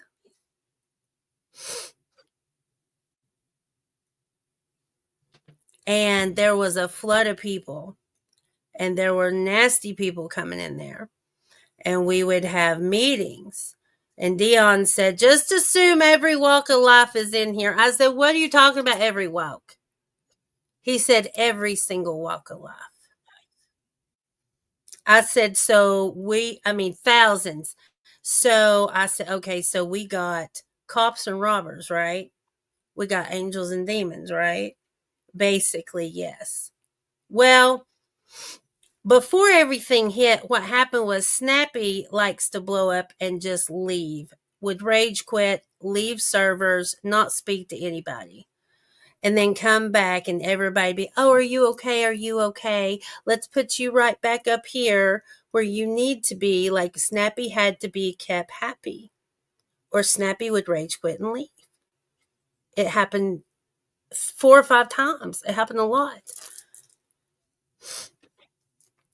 And so when this rush come in, Snappy was MIA from the Myth and Lore server. There was more servers, but the Myth and Lore was what they called the meat grinder, I think is what I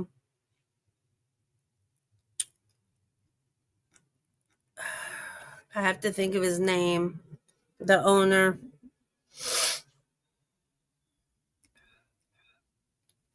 The Italian guy. What's the Italian guy, Snappy? I can't even remember his name. He called it the meat grinder. It was a process. They use it as a process to see who was where with what they were thinking or how they believed or their lifestyle. Perot, thank you, Allie. Perot. The ownership flipped between Perot and Dion. I think Snappy might have become the owner. They would switch ownerships of it. Perot would get stressed out because said the subreddit was going to be insane. So this one guy started a Reddit and then asked me for help. I got kicked out because I kept talking about my experience. I wasn't allowed. Like, Why they did they start a create echo Reddit? chambers. So the Yeah. group So the started its own Almond Reddit Human page. Reddit become an echo chamber. Mm-hmm. The live stream feeds become echo chambers. And the Discords become echo chambers. I was a mod at the Discord. I become Snappy's mod. I was Hillman's mod. And there was the echo chambers formed, right? You're either with us, for us, or you're gone. So I got booted from the Reddit after I left. So what led up to that was, and I still have this recording, the night before I left, there was a drunk guy that come in, and he took one post and he posted it on a bunch of different tabs. And I said, guys, do you want to deal with this guy or do you want me to? And I think it was Fish who was like, well, let's talk to him. So he comes in, we get into a voice chat, and this guy's drunk and mad and just cussing. And I said, why would you go and post the same thing in different tabs? And I don't remember what he said. He was drunk. But I leaned in. And I'm like, well, I really would like to know why you're just so angry. You're new. Why are you so angry here in this place that you're new? Who made you mad? He was just mad in general, like a lot of these men that come in. Really just mad. And he was like talking. I was like, no, you're not. So they didn't like how I was able to question this guy and get down to the meat and potatoes as to why he was acting that way. And they said I needed to just go to sleep. That I had been, dealing with stuff for too long. So the other guy left, and I looked at Fish, and I was like, Fish, I don't know nothing about you, man. I've known you for months. I don't know nothing about you. I don't know your real name. I don't know what you look like. And you're trying to tell me how to act. Yeah. I said, what is your real name? What do you even look like? Why don't you just send me a picture as to what you look like? He couldn't do it. I woke up the next morning, summer solstice, with a message of Snappy wanting to meet. Okay. I didn't know what was going on. Snappy pulls me into, okay, you can keep telling the world you were concerned, you were angry. Snappy pulled me into a meeting with Cirrus and Fish. I don't know where, or Kesker. I don't know where Fish was. Cirrus was there. This one girl who they had dogged the fuck out. They dogged her out because she kept leaving. They let her come back and get her in on a little private gangbang. Let's ask Jevon what she thinks she's doing. So Snappy says, who do you think you are asking my friend? That is my friend. Who do you think you are asking my friend what his name is and what he looks like? I'm sorry, I thought we were all friends. What are we doing here? Dion was there. Dion said, well, we think you're just a little bit too emotionally invested and you need to take a break. I said, I need to take a break. Yeah, you need to take a break. I said, okay, well, before I take a break, I would like to really talk about what's going on in this server. I said, I have women coming to me with issues on how they are being treated. I said, in the way of the looks of it, there's not too much honoring a woman or the goddess at all. So I said, I'm going to go and create a space for women. Snappy threw a fit, yelled at me, called me a turf, because I said women have they need a place to go. They deserve a place to go where they can research, study, talk, grow communion, and not be treated like some bar whore. And how did that go? I was called a turf and I left. And I didn't speak for 24 hours and they were freaking. I need to say, I listened to everything you said in this part of the story. It sounds a lot like power tripping mods on a Discord having a conversation on Discord. Okay. The cult aspect of this and the grooming aspect of this, I feel like the cult side of it, we can kind of get the essence from the initiations and the mindsets. But I do need to remind everyone this is a group that is practicing and learning knowledge from back in the day, right? Back in the day. It is full of consenting adults who've chose to be there. And I need to just one more time. I don't know that anybody's ID was checked. There was no rules put up. There was no 18. Yeah, sure. 18. There was nothing like that. Okay, so I just need to ask you one more time in case I've missed something or I'm being floofy, shall we say. Mm-hmm. When it came to the grooming allegations, when it comes to, because there's characteristics of grooming, there's love bombing, there is isolation, there is creating this toxicity within the person to repel other people. And it seemed like you were very vocal in the group, and it seemed like you got a lot of pushback, whether it was because people didn't want to hear it or whatever. But do you possibly think we could be in a realm where you were trying to be vocal and into a chamber that just didn't want to hear it? They were maybe trying to build something or focus on something. Now, whether or not you felt how some of these ideologies felt and how some of the individuals felt as they were being there could have been a problem 100%. Because if you've got women who are coming to you saying this isn't a safe space, that's an issue. But then these are all individual cases. When we have magic and mystery and secrecy and lore and legend, it creates an allure. And those with the knowledge or the power are the ones who have this responsibility. Okay. And when it comes to community and it comes to ego, it can creep up on some people. You know, I years ago had a Discord community and I was a complete dickhead, right? Because I was subconsciously sucked into this toxic, power hungry, egotistical version of myself.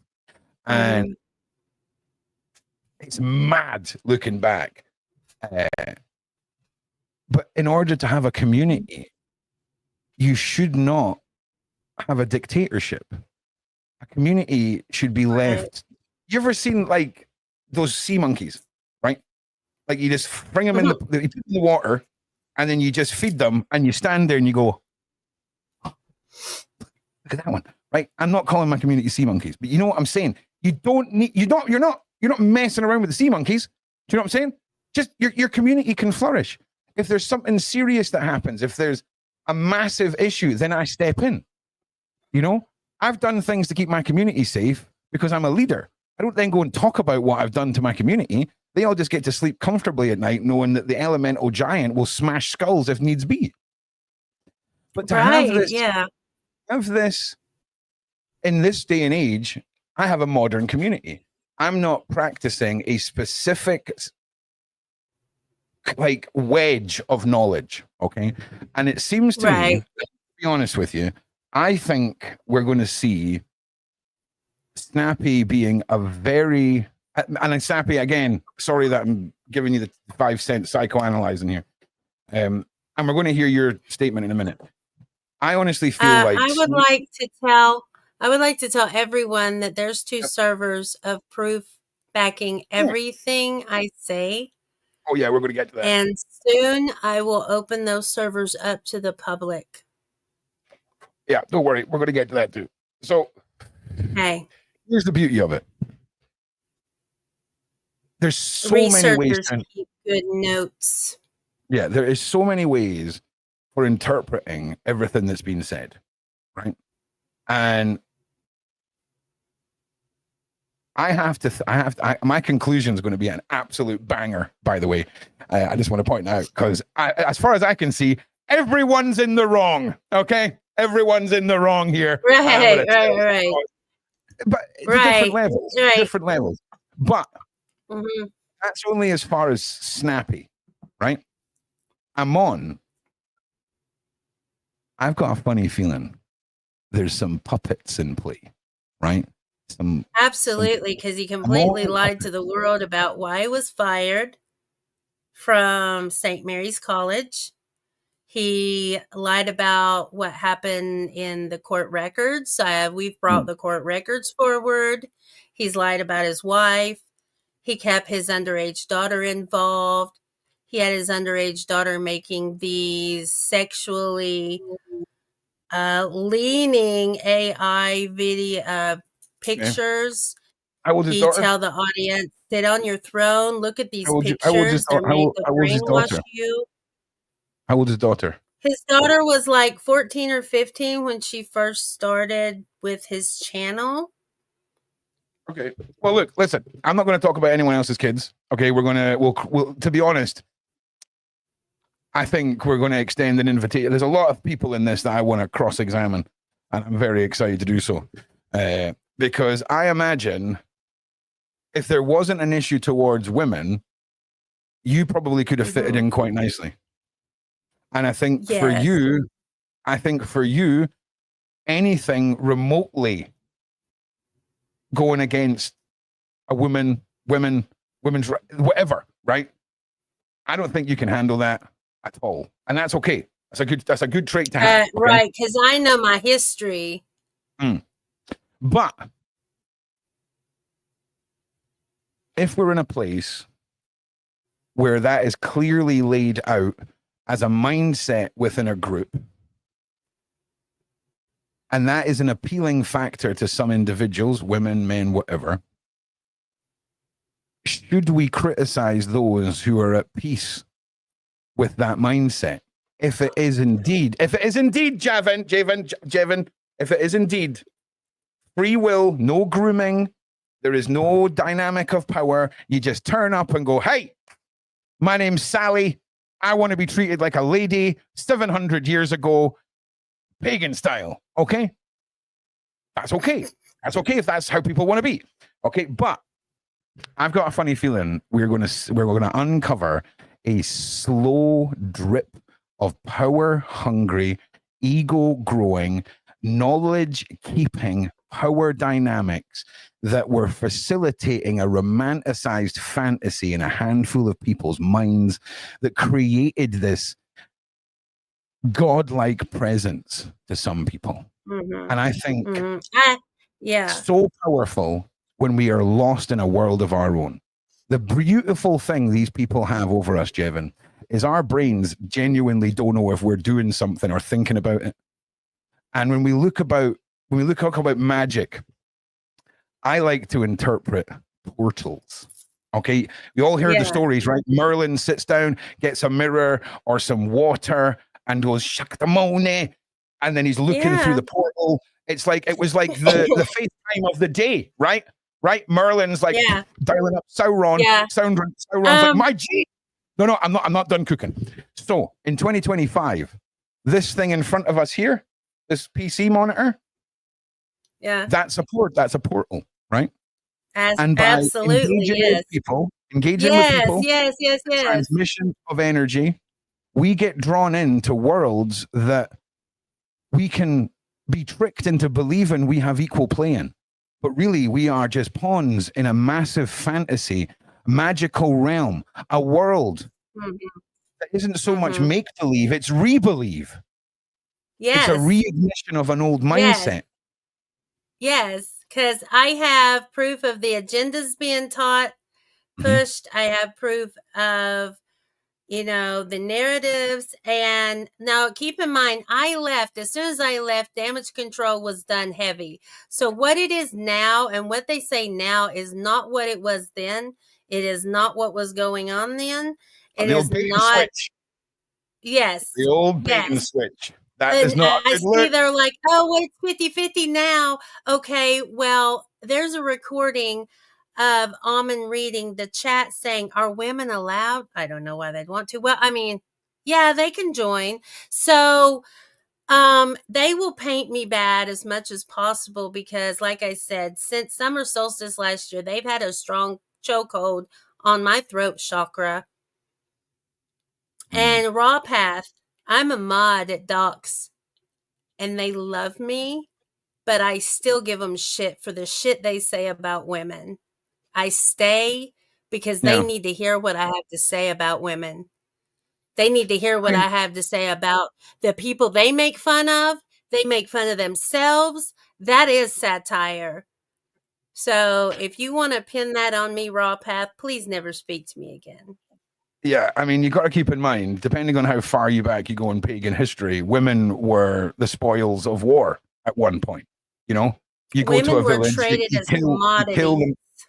you kill a bunch of people, you steal all the gold, and then you leave Right. I behind mean, a whole Snappy was pushing generation. the lessons of the broodmare and the lessons of the breeding and the husbandry so they could teach the newer ones how the women Can I were just to say, be Jim, treated.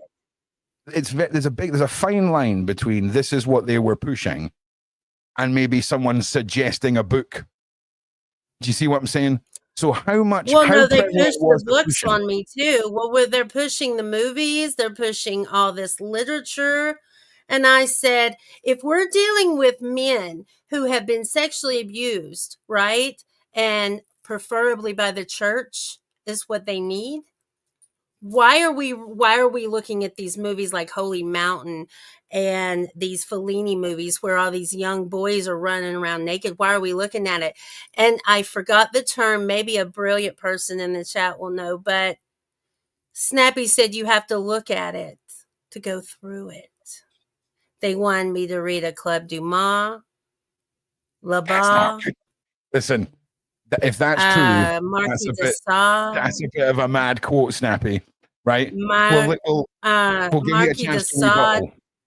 and constantly asking me, have you read it? Have you read it? What'd you think about it? What'd you think about it? And, I guess they were waiting for me to give them proof to something they were looking for. I don't know.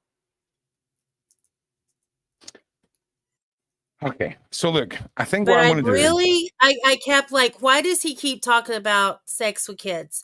Why do we keep pushing these books? Why do we keep pushing these movies? Why does he keep reiterating sex with kids on all of his live streams with the mic right here? Like he's molesting the mic as well. In what context is he saying that? Because arguably a lot of what I talk about is people doing that to kids, but the context I'm doing it in is exposing them and trying to better the Right. world. He's like, no. Well, Dion's like, everybody's been sexually abused. Get over it. And I'm like, so you're telling me your old method of trying to help these people through this sexual abuse is through sitting on the throne, reading Lord Byron, Who's trying? or watching Holy Mountain. Are you saying that this was a recovery group? People were using this to try and help themselves through traumas. Was that part of the group? Yes. Because that would mean that there was some vulnerable individuals there. Okay, They do you know all what? knew they were Do you know what? Do you know what? vulnerable. Do you know what we're going to do? I'm going to play Snappy's conversation with me from earlier. I would like to say I'm going to touch base with Snappy after this, and because I think I want to hear everybody's sides of this. There's more people that that went through what you went, Jevim. I want to hear from them. I want to hear from the other side, and I want to figure out what's going on here because I've got a funny feeling this is going to be an interesting one. So if you guys... Right. And as soon as I left, they all tried to bully me, to pressure me to come back, and I wouldn't do it. Well, look, this is 39 minutes, and Ron's going to be stopping it, right? But I would like to just read this out to everyone, okay? I asked AI what the definition of a cult leader is, okay? A cult leader is a charismatic individual who leads a group, often a religious, quasi-religious one, and exercises significant control over the members and their lives. They typically demand obedience, discourage questioning, and may use manipulation to maintain their authority and influence. Isn't that an interesting little paragraph? Now, characteristics of a cult leader. Charisma. Cult leaders often possess magic personalities that draws followers and inspires loyalty, metaphorically and literally. They exert a strong degree of control over members' life, dictating their beliefs, behaviors, and even relationships. Difference and obedience. Cult leaders often demand absolute obedience from their followers, discouraging independent thought and questioning. Is all of that sounding familiar, Jevin? It sounds a lot. Anyway, I'll carry on. Isolation. They often isolate members from the outside world, limiting contact with their family and friends. Cults often employ tactics thought to reform or coerce persuasion to shape the beliefs and behaviors of their members. The leaders' teachings and decisions are rarely questioned, and any dissent is often met with punishment or shame. Cult leaders typically hold a strong, often unusual or extreme beliefs, and their followers are expected to embrace. That is pretty mad, right? When you listen to that and then line it up with your story. It's amazing that we're probably going to conclude that a bunch of people accidentally formed a cult. This is going to be fascinating. Okay, the only person that knows this is a cult is Amon. I'm just saying, I'm going to call it right now. You little rascal. Where are you? Where are you? I know you're watching. You're this little scamp. You little scamper. You little scamp. You want to come and talk? You know you want to come and talk to me. Okay? I'll let you talk for 2 hours, and then I'll hit you with stuff, and you're like, oh, God, this guy actually does have a brain. Don't let the hair fool you, Amon. Come on, my guy. Come on, Amon. No, that's not the right song to be singing. That's been cancelled. I retract that. Okay. Strong belief systems. Okay, right. Kind of sounds like a lot what we were just talking about here, but again, it could also sound a lot like a group of people that are focused on one agenda, but also could not be. It's one of them. Right, here we go. Okay, here we go. Again, I just want to state this because no one stated this was off the record. Hold on. Yeah. Hold on. I want to address what Snappy said. Okay, they accuse me of slander when I speak the truth, when all they have done is spread lies and slander on me and Allie. Okay. Hang on a second. If you're saying I ridiculous, do not want him. I do if not you're saying want ridiculous him. to this, are you good? Are you good, mate? Because like I'm not being funny. I'm okay. They accuse me of, they say that I was kicked out because I was denied access to Hillman. I never wanted Hillman. Listen, we're going to get into that. That I don't have dirty sex demons for him. Evan, don't worry. We're going to hear Snappy's, all of that in a second. Then we're going to come back to that. Okay. But I just want you all, I need you all to look at this definition. Listen to what you've just heard. Okay? And what's really interesting about the Julia case, there's a lesson for every form of life in the Julia case, right? There's a sentence when it comes to harassment. Some people can think they're being harassed, but they're not. And some people can harass people and think that they're not. It's a very interesting dynamic when we have what used to be, you would need a building for this, a cult, a coven, a group, a social club. You would need a building. Now all you need is a laptop. And our ability to disconnect from what is often a sincerely skewed reality is merely just a fold of a laptop lid away from being away from our thoughts. So now let's listen to this. Now I want to prefix this because this wasn't off the record. I've been a bit cheeky. I'm not going to lie. I was pressed for time. And obviously I will be giving Snappy the opportunity to come and talk. His people, your people, all of that, because this is an interesting one. So this was a bit of a, and it wasn't a secret recording. There was no secret recordings. It was voice notes that were sent to each other that were, that's how we did it. But again, I want to go into this. So let's go. Okay. Hi, Shaun. Yes, I would love to talk to you and explain more. I just wanted to make sure that we were on the same page and you understood where I was coming from. So, yes, I am one of the people that she is slandering and directly attacking in her narrative. I am Snappy. I run the channel Drawing Down the Stars, and she has claimed that I groomed her and that I, abused her and all this horrible stuff, none of which is ever true. I met Jevim, Buffy, aka Occult Examiner, through a public Discord called Myth and Lore, of which I'm no longer part of, but at the time I was helping moderate, which was a Discord that was discussing the occult and magic and paganism, as well as other things. Jevim had approached me on that Discord because she was interested in the work of Amen Hillman, and Amen Hillman is a rather interesting figure on YouTube who talks about Christianity and its connections to the Greek magical world and such.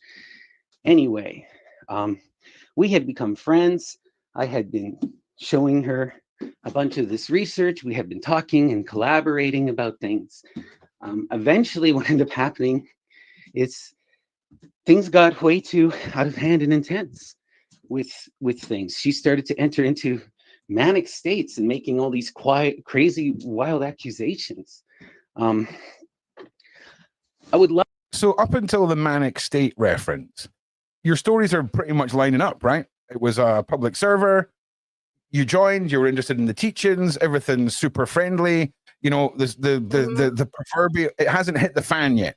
So that little bit all lines up. Right. That bit lines up. So now this is going to be the part where I'm going to let it play through. And if there's things that make your toes curl and make you want to smash stuff, just power through it. Okay. Not that there will be, because I'll be honest, there really isn't. There really isn't. But I know. Yeah, and if I don't know you and you're speaking on my behalf or how somebody else might think or view me, if I've never met you, you're too new to consider this right now. You need to go and do some research. Thank you. Okay, let's continue. Love to be able to talk to you guys clearly and defend her positions and her points, because honestly, there is no cult activity at all, right? Amen Hillman was never involved in the Myth and Lore Discord. It's a Discord. It's a bunch of people hanging out. Lie. That is a lie. Grooming her was telling her to read books, read texts, talking to her about different magical rituals, all of which were at her discretion. You know, nothing here was ever forced or manipulated, or she was ever encouraged to do anything. She was just someone who was interested online, and I provided her with information. So Snappy said that Amon is not really involved in the Discord. You had clarified yourself that he wasn't very much there. So I imagine his reference was to his... Right. He had not been involved, but I mean, he had plausible deniability with it all because he was very skittish too. And I mean, Snappy was the go-between between the Discord and Hillman, but Ali and Ariel can testify that he was involved earlier on. See, Astra's Guard, Hillman was involved when I was there. Yes, so at one time, Hillman was involved. Listen, let me give you an analogy. How often do you see the guy paying for the substance standing on the street corner selling it? You don't ever see. Okay. Right. Trust me. Right. Ron's cooking. So just to clarify, he was never really physically there, but I imagine behind the scenes, possibly a little bit more. But let's continue. Don't worry, we're cooking. The oven. Now I have dozens and dozens of people who can collaborate my side of the story. I can present you many, many different people who have had serious issues with this woman where she has slandered them and can back up and collaborate my version of the events. You know, she claims that that would be amazing. I would love to hear them because none of them have come to me in earnest and said, "Let's talk." No, let it play through, okay? Because it's really important that we let Snappy's words be heard. Okay, we will, because we're only 2.5 minutes in, right? So we need to let this play through. And I'm going to find it just as hard as you. Okay. And for every time that you want to I'll talk mute. or I want to talk. Yeah. Yeah. Okay. I'm just going to light my ciggy.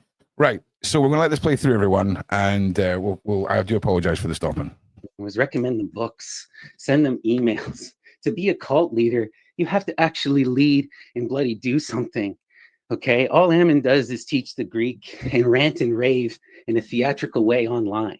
Okay, all Ammon has to teach people is how to read the Greek and how to read magical texts.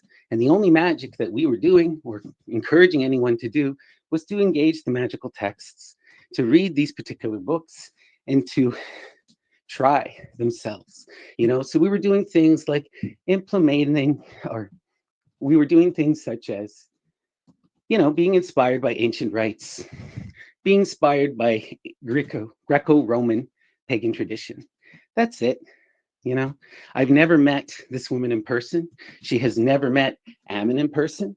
No one has done anything to her other than share with her information and encourage her. I invited her on my channel. I tried to become her friend. And when things got a little overwhelming, when she was trying to get close to Ammon, who, Ammon, I'm just a student. I'm not even a current student of Ammon. I was only a student of the Greek at the time. She wanted me to help her get into Ammon's inner circle, of which there is none. There is no inner circle. This is the thing that blows my mind. Like, for a cult leader to exist, someone has to be asking you to do things. Someone has to be asking for money. Someone has to force you or hurt you or something. The worst thing that Ammon ever does is ignore people, right?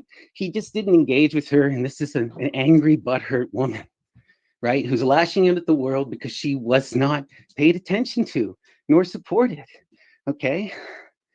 Ammon says a lot of radical and intense and often controversial and scary things.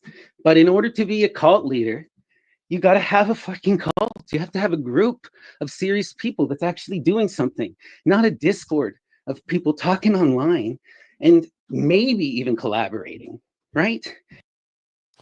Correct. But if he has 10 or 20 Discords and 10 or 20 Snappies, you don't even realize, Snappy, what you're involved in at that stage. And like I said, and also, when you say someone's not involved in a server and then discuss the radical things that they're constantly saying online, I can only assume that's on that server. It's a little bit conflicting. If you really need receipts, if you want people, I can get you in contact with at least a dozen people here who can support me. And I would love to share my narrative with Shaun.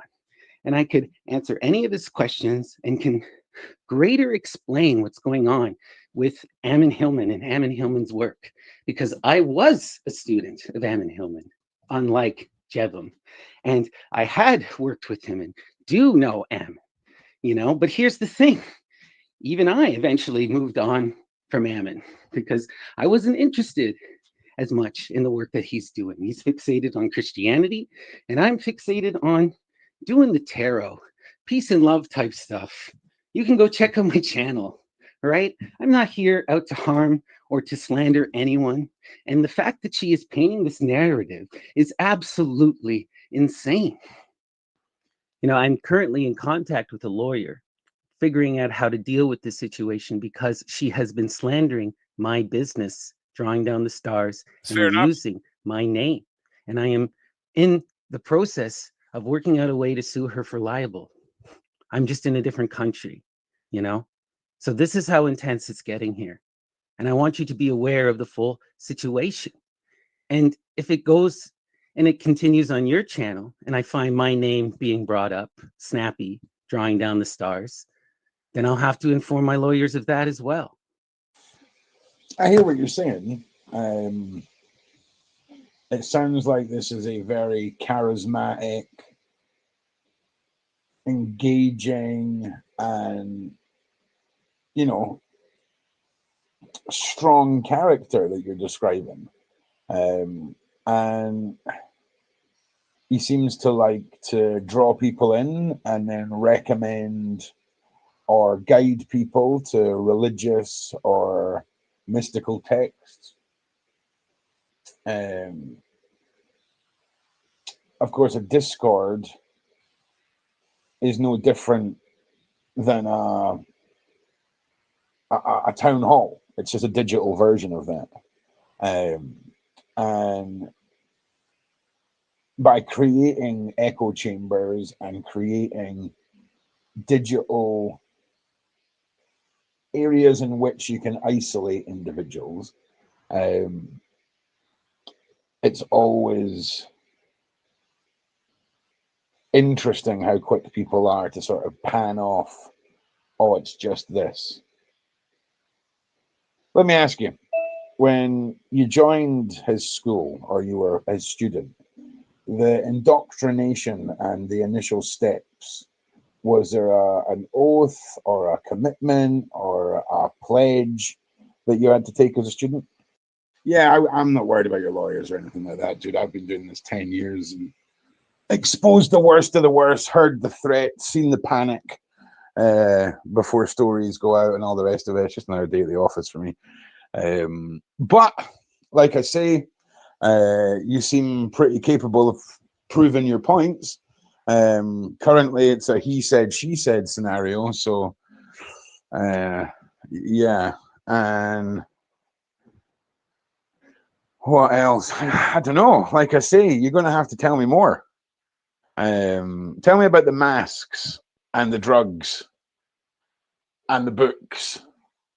Because you mentioned the books, but you didn't mention the masks and the substances. So you want to talk about that? And let me know about the pledge and that sort of thing. If you do not mind, of course. Oh, of course not. I don't mind.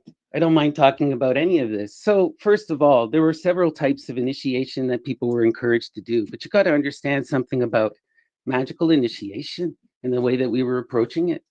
This is something that you can do in order to get in contact with your personal muse. This is something that's been talked about and documented in the pagan and occult world for decades and decades and decades. There is nothing untoward or weird about any of this kind of stuff, okay? You know, these kinds of initiations can also be incredibly normal. I know what I know that they also can be a little bit disconcerting, but they also could be just nothing, right? Here's the thing. There was some weirdness that happened in the Discord and some things that went down in the wrong way. And I will fully admit that but first of all, it has nothing really to do with Hammond. This has mostly to do with me. And I take full responsibility in regards to some of the things and how they went down. Ammon didn't start the Discord. Ammon was barely on the Discord. The only time he ever came on the Discord was when I asked him to come for a couple private chats. The truth is, he doesn't really know how to use technology, so he wasn't even participating in it. I was naive and foolish. I got really inspired by some of these things, and I really liked the idea of forming a secret magical society. And so we decided to create, potentially one, but it wound up never materializing because it was just a bad idea, honestly. And I had been trying to get people to do one of the initiations. I just want to make sure everyone understands that by having a secret group of magic users that are all part of a coven or part of their own group, that is not a cult, okay? In many occasions, yes, it is. But trust me, if you're a hardcore practitioner of organized religion, I know how much of this can be misinterpreted, okay? And I'm just letting that be known because I'm a practitioner of magic. I'm a pagan witch. And I just feel like it needs to be known that will and intent are what defines the magic user, okay? There is no such thing. When people talk about black magic and white magic is selfless. It's, I heal Jevon, selfless. Black magic is, I heal myself, selfish, okay? Then there's evil, horrible, ancient, disgusting magic, okay, that has no place. So if you go into creating any form of society and your intention is for the good of that society, that's what will happen. When you have corruption, toxicity, ego, all of these will lead to catastrophic failure. You will have those who see through a bait and switch. And I'm not saying that's what's happened. I'm just ranting here. So we're going to continue. Okay, that we're encouraged through the magical texts and whatnot, you know? And okay, so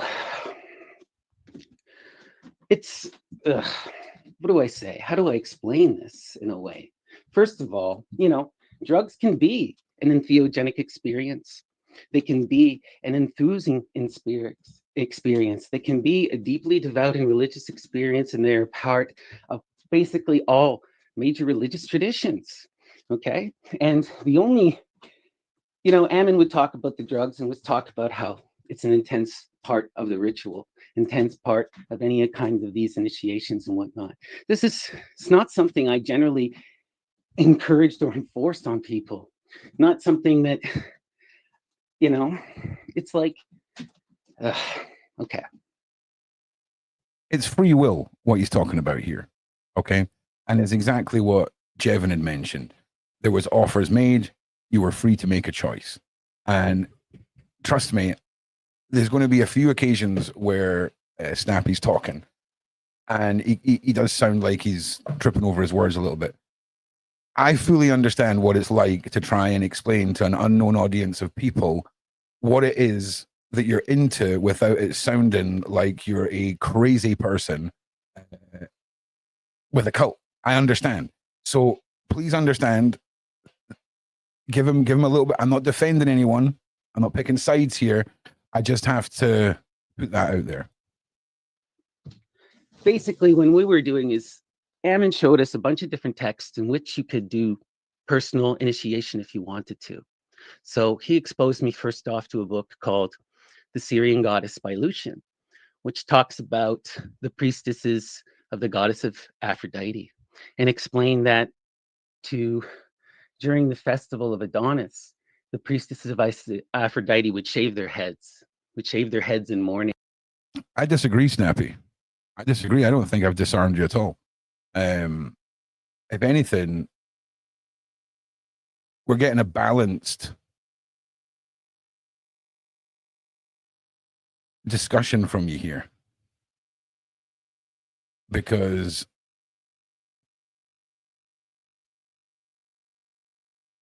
I find everything that you're saying incredibly interesting, because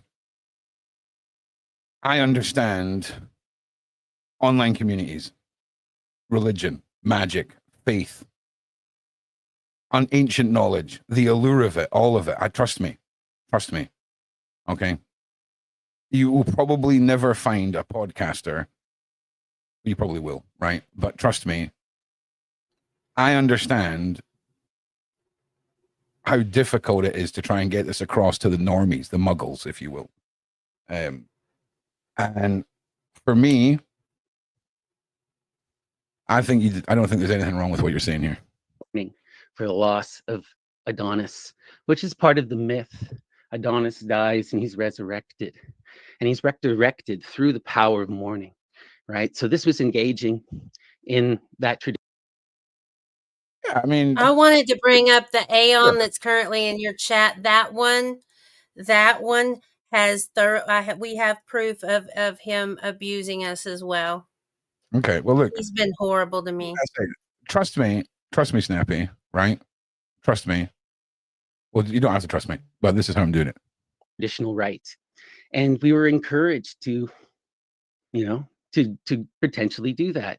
Now, no one had to do anything. This is the thing where it gets so intense, is that Ammon was telling people if you wanted to learn more magic and you wanted to gauge magic, then you have to do those kind of initiations. But not everyone you don't have to do the magic. You don't have to get involved in anything. And there were many, many ways, right? So that was one initiation, was going to the Syrian goddess, engaging in the act of mourning, shaving your head. And, you know, this is something that I had done and was deeply rewarding to me. And again, for me, all of these rituals and things like this sounds very outrageous to a lot of people. It's normal stuff, right? It's normal stuff in the magic realm, right? Paying homage. There's a lot of it, okay? I'm not a practitioner of any of it, okay? My will be done, right? I am the magic, okay? I don't need the rituals. I don't need that, okay? And it fascinates me because the ancient knowledge and these moments where people unlock these substance fueled encounters. Again, it's when we're talking about, do you know how much fungus pagans have eaten over over history? All of it. Oh yeah, exactly. All of it, mate. Do you know? Oh yeah. If you look where all the pagan settlements are, does it just so happen if they're all in Scotland to be right near where all the little gold caps grow every year? Is that coincidental? I don't think so. So just understand, you're hearing things that sound odd to a lot of people, but to a lot of people, these are normal things. You might think that they sound over the crazy to a lot of people. Sure, that's fine. But, blind faith. I'm just saying. And totally opened my eyes and allowed me to engage in my spirituality in a very deep way. And the other thing he was getting us to do was go through books. And the idea in this particular tradition is that the books are you engage the power of active imagination. Something like cannabis is used to empower the imagination. So we would read something like Lord Byron's Cain. Lord Byron's Cain is a reinversion. It's a retelling of the myth of Cain and Abel, and it tells you to confront the deity, the Christian deity, and expose the lie. But all of this is just mythopoetic kind of stuff and fun. It's about self-empowerment and self-engagement. Okay, so yeah, there was that narrative. There was also in the Syrian goddess, the priestesses sometimes went out and they would engage in other things. But, these kind of initiatory magics and whatnot was never even the main focus of anything that we were doing. And it was never mandatory. It was never enforced. Most people don't do anything. And it certainly wasn't Ammon that was forcing people to do this.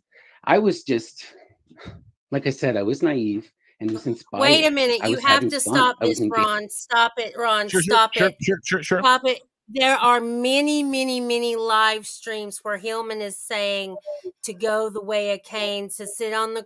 He was forcing it in his implied ways. Go sit on the throne, read Cain by Lord Byron. Go sit on the throne. Look at these photos. They're meant to wash your mind. Snappy just lied.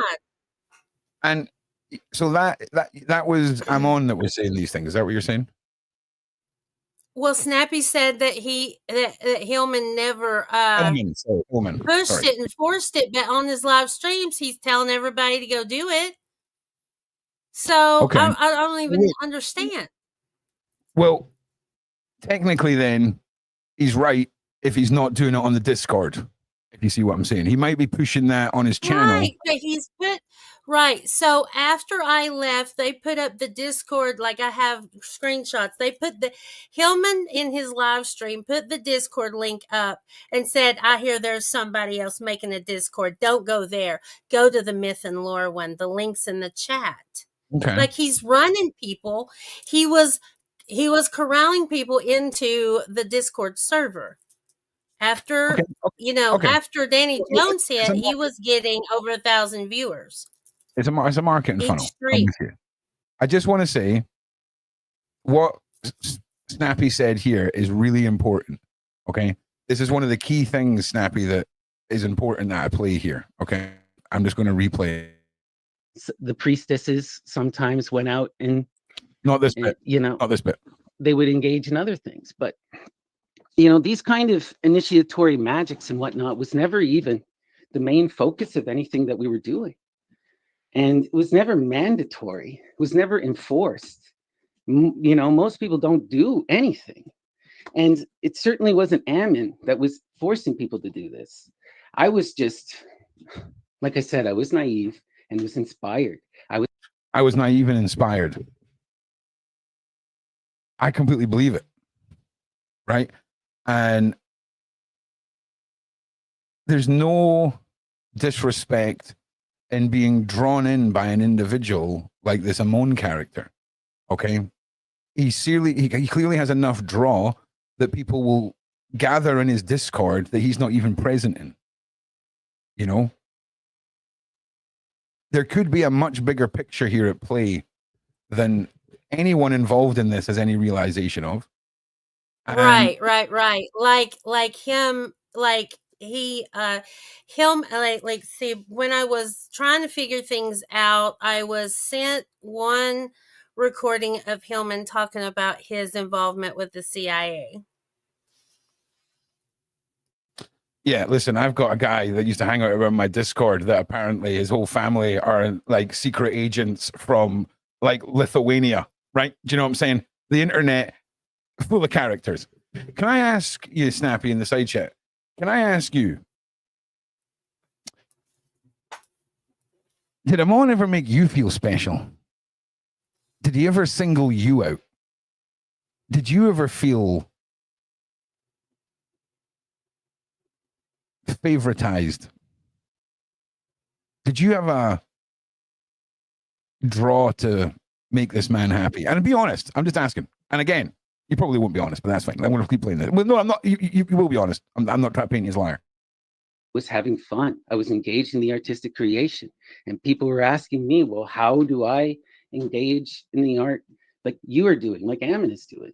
And I told them, well, you could do this and this. If I could go back in time and tell people never to fucking do any of that, if I could see how weird people would get about everything, I never would have. But, you know, there was never any kind of serious anything. You know, Devin is going to bring up a secretive Discord called the Ordo Templo Orientis. That was something that I had made up. All of my mods, could you imagine me trying to remember that? Can we just hear that again? Devin is going to bring up a secretive Discord called the Ordo Templo Orientis. The Ordo Templis Orientis. That, well, I don't even know what that, unless it means like something horrible. I take it that's Greek. I'm telling you now. There's a reason why I speak English and I speak it terribly. I can't even remember what it was, but I mean, could you imagine? Anyway, we're carrying ADHD.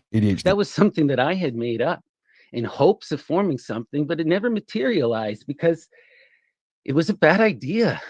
Trying to get people to do initiatory magic. No one engages with this. And always with all of these discords, with all of these things, there was an express understanding of democracy, of individual exploration. Ultimately, this is individual paths. People are engaged in their own magical traditions. We're all eclectic people working in a non-dogmatic spiritual tradition. Okay, there was never any forcing or making to do anything. You know, and you can find this kind of magical rites in the bloody chapters bookstores, my friend.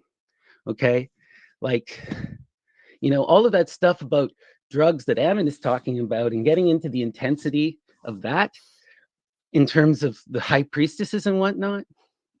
I wasn't doing anything of that. I'm not a drug user. You know, I'm someone who engages in meditation, in spiritual. That's a lie. Well, listen, I think there's a big difference between alchemy and being, you know, a freaking fentanyl head. Strung out. I understand the difference too, but maybe things should be completely clarified. Well, no, I'm going to just say that at no point do I even really hear Snappy confessing to doing anything. And this is the internet, so we're not going to assume that he has any sort of anything like that if he wants to admit to anything he can do. But again, there's a big difference between responsible adults doing things for whatever reason, cosmic reasons, you know, dance festival reasons, you know what I'm saying? But it's all alchemy, you know? There's certain things that are not included in this, you know? And basically anything with a needle anything that involves like a tiny glass pipe from like any sort of 1980s movies about high-rise flats in America, none of that. There's certain things that are just not on the list. But you have to look at the history of man. We are the freaks of nature. Exactly. And if I was not abused, I stayed stressed out, half my hair's fallen out, and I've lost 75 pounds since I left the cult from stress. Let's continue. Practice in the reading of books. Okay.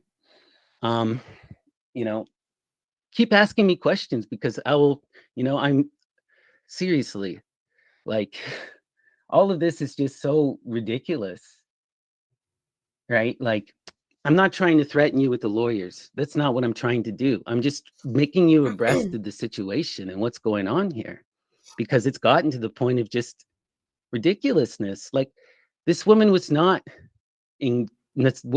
forced to do anything. This woman was not made to do anything, right?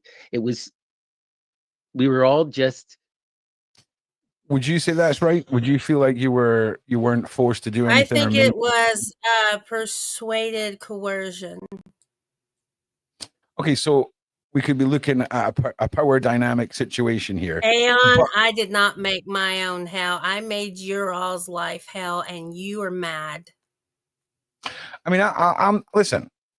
We're going to finish this, and I'm going to hit you all with a conclusion. Then I'm going to make the two sides of this an offer.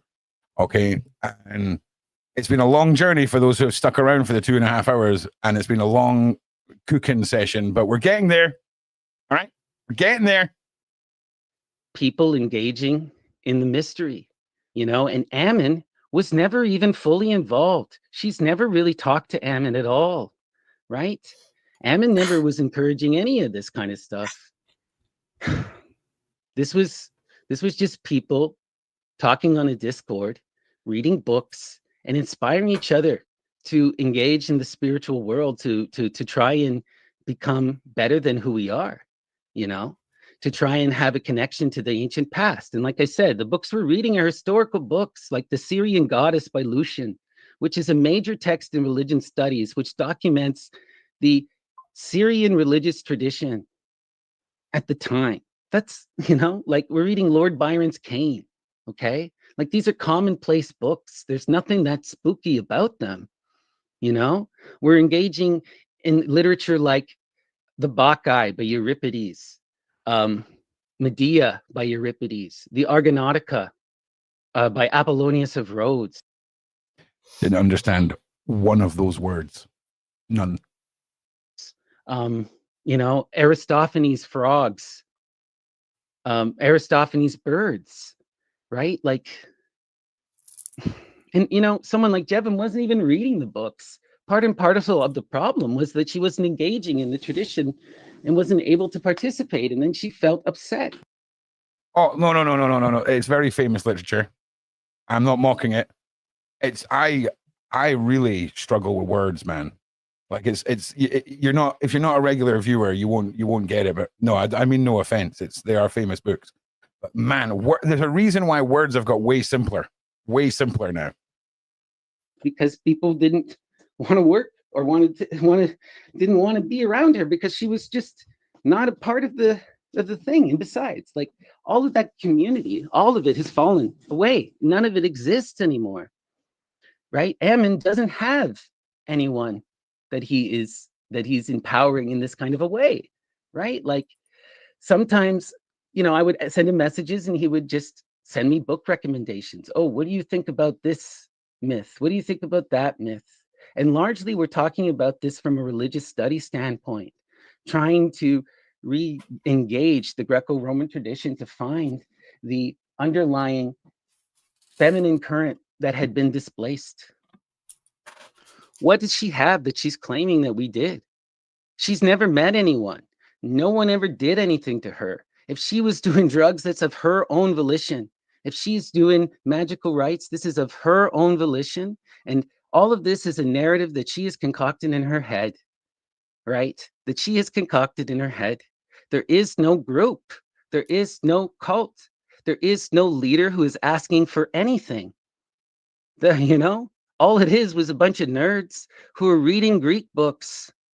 Emin can be a charismatic figure, but he's not even offering advice. He's not offering anything to people. Like I said, he's teaching you how to read Greek, how to analyze a Greek text. This is just celebrating of the classics. This is humanities. All of the I understand why people want to get in on this because they think it's so juicy because Ammon is such an intense performer. But it's a performance. It's a satire. This is someone who is a dear friend of mine, Jevim, and I loved her. And I just feel so awful about this whole situation. I still have nothing but love and respect for her. And I tried desperately to let this go. I was hoping that she would move on with her life and leave me alone. I don't want to engage in this. I don't want anything to do with any of this. I'm just trying to be a spiritual person. I'm just trying to be a good person. I have my own, I'm not, no one, Ammon isn't even, I'm not even connected to Ammon anymore. There's not even anything going on. There never was anything of any weight to it. This is literally a woman who concocted and made mountains out of molehills. Normally, you guys are dealing with serious victims with real abuse, with real stuff going on, that they were manipulated, that they were giving their money, right? That they were, none of that was happening. Nothing remotely like this was happening.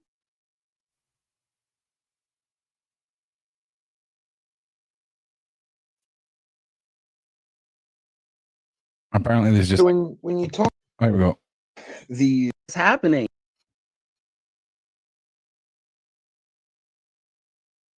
Exactly, Catherine.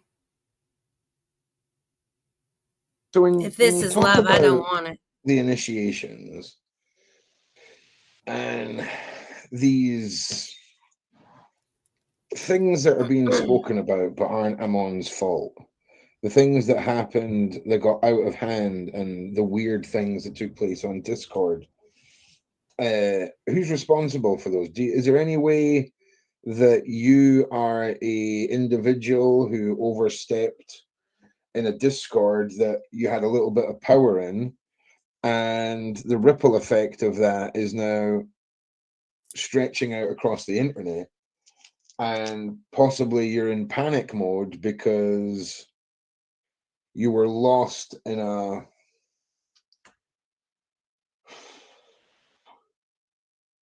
magical world with hierarchy, that you were in a position of power because of your closeness to Amon.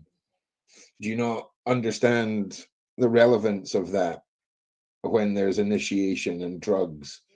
And you can say there was nothing pushed on anyone, but when an entire community is focused on one ideology that you're all focused on learning together, those who may not embrace that would be outcast, right?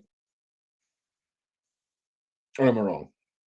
Well, this is where things got a little bit get out of get a bit confusing, and I do accept full responsibility for my actions. And my determination was, first of all, the public discord was never one about a specific single ideology of any kind. Okay, it was never about a specific ideology of any kind. My naive attempt was to try and form a group of close personal friends who were engaging in more private work on a specific ideology. And I didn't want anything to be hierarchical at all. There was always the express understanding that this was supposed to be something without leadership, without control, without enforcing. And I did witness people get upset and hurt by this. And this is why the whole thing ended. And we didn't do a private group where we were encouraging people from one specific ideological perspective anymore. That whole thing I have completely distanced myself from. And again, I accept full responsibility for that. That wasn't Ammon. That was my attempt to try and create a study group of like-minded friends to engage in this sort of thing. And we did, yes, encourage people to explore the mystery, to engage in the initiation. And then when people didn't do it, they did get upset and it did get hurt. And things did get out of control in that regard. And like I said, I fully take. That was a very interesting thing you just said there about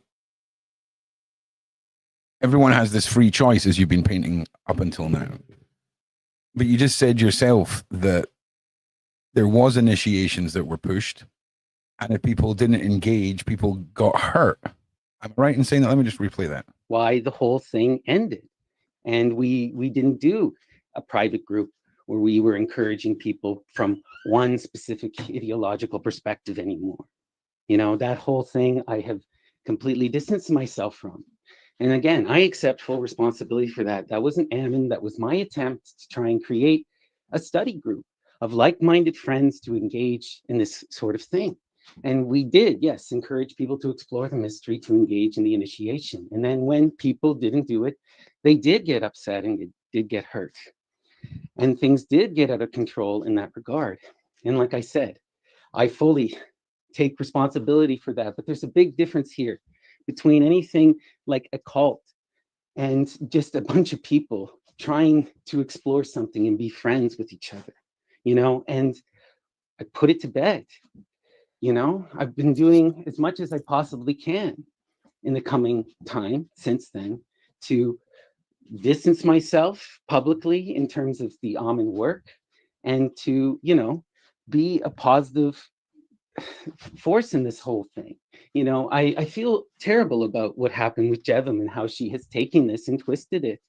There was never any intention to try and create any sort of hierarchical systems of control. And, you know, I didn't have real access to Ammon.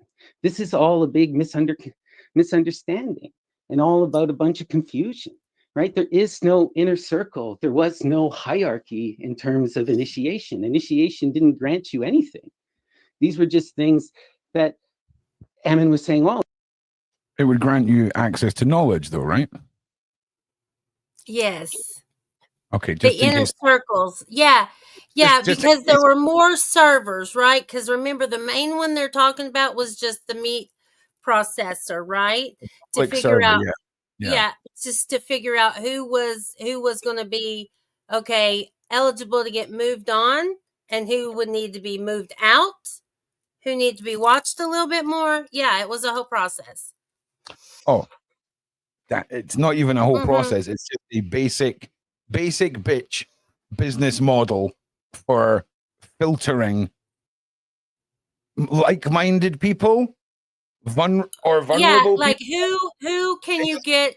Who's a member? Who's a strong ally for the echo chamber? Yeah, 100%. Listen, trust me. If I'm not even going to say what I'm going to say, let's just continue. Oh, if you want to pursue this, well, this is what the ancients did. Now it's up to you. My naivety and my childishness was taking that and trying to encourage others and to form a community based around that, something he never did and something I deeply regret because that was the wrong approach. It was the wrong approach. You know, my current approach is to entirely approach this from a personal, individual perspective and not to encourage others outside of that. You know, I tell people to explore themselves, to explore their own creative abilities, and to approach the spiritual from that individual path of love and acceptance. And if they want to engage in the texts, they can engage in the text on their own. It's up to them for how they proceed with any of this. You know, and it's the same thing with entheogens. I have a 3-part series on my channel where we discuss in depth the perspective on entheogens within the magical tradition. And I always reiterate time and time again that this is not something for people to just play with or to do. And it's not even necessary. It's all at people's discretion. And at the same time, you have to truly know the self and the body. And this is not a path for most people, right? And it's something that must be engaged in a very, you know, personal, individual way in which for mature adults, you know? So what really happened with this whole thing? Was I got too inspired and I thought that I could help bring people together for the purpose of forming an inspired community around some of the ideas that Ammon had promoted. But these aren't even Ammon's ideas, right? This is the other thing. We're talking about Greco-Roman paganism, Okay, we're talking about an ancient Hellenic tradition that has existed and continues to exist. You can find all the stuff that we were talking about in public books at chapters, you know, like, again, Ammon may be a controversial figure who says some intense things, and he talks about wild things about the past in terms of the more intense aspects of like drug use and whatnot. But like, we were never fully encouraging any of that. And again, my idea. Now, you That's just said you weren't fully encouraging any of that, but I'm pretty sure a minute ago you just said something a little. Did you not just say something a little different? Did you not just say that we were? There was definitely something there. I can't remember what it was, but you're lucky. I can't remember. You're lucky. I'll find it.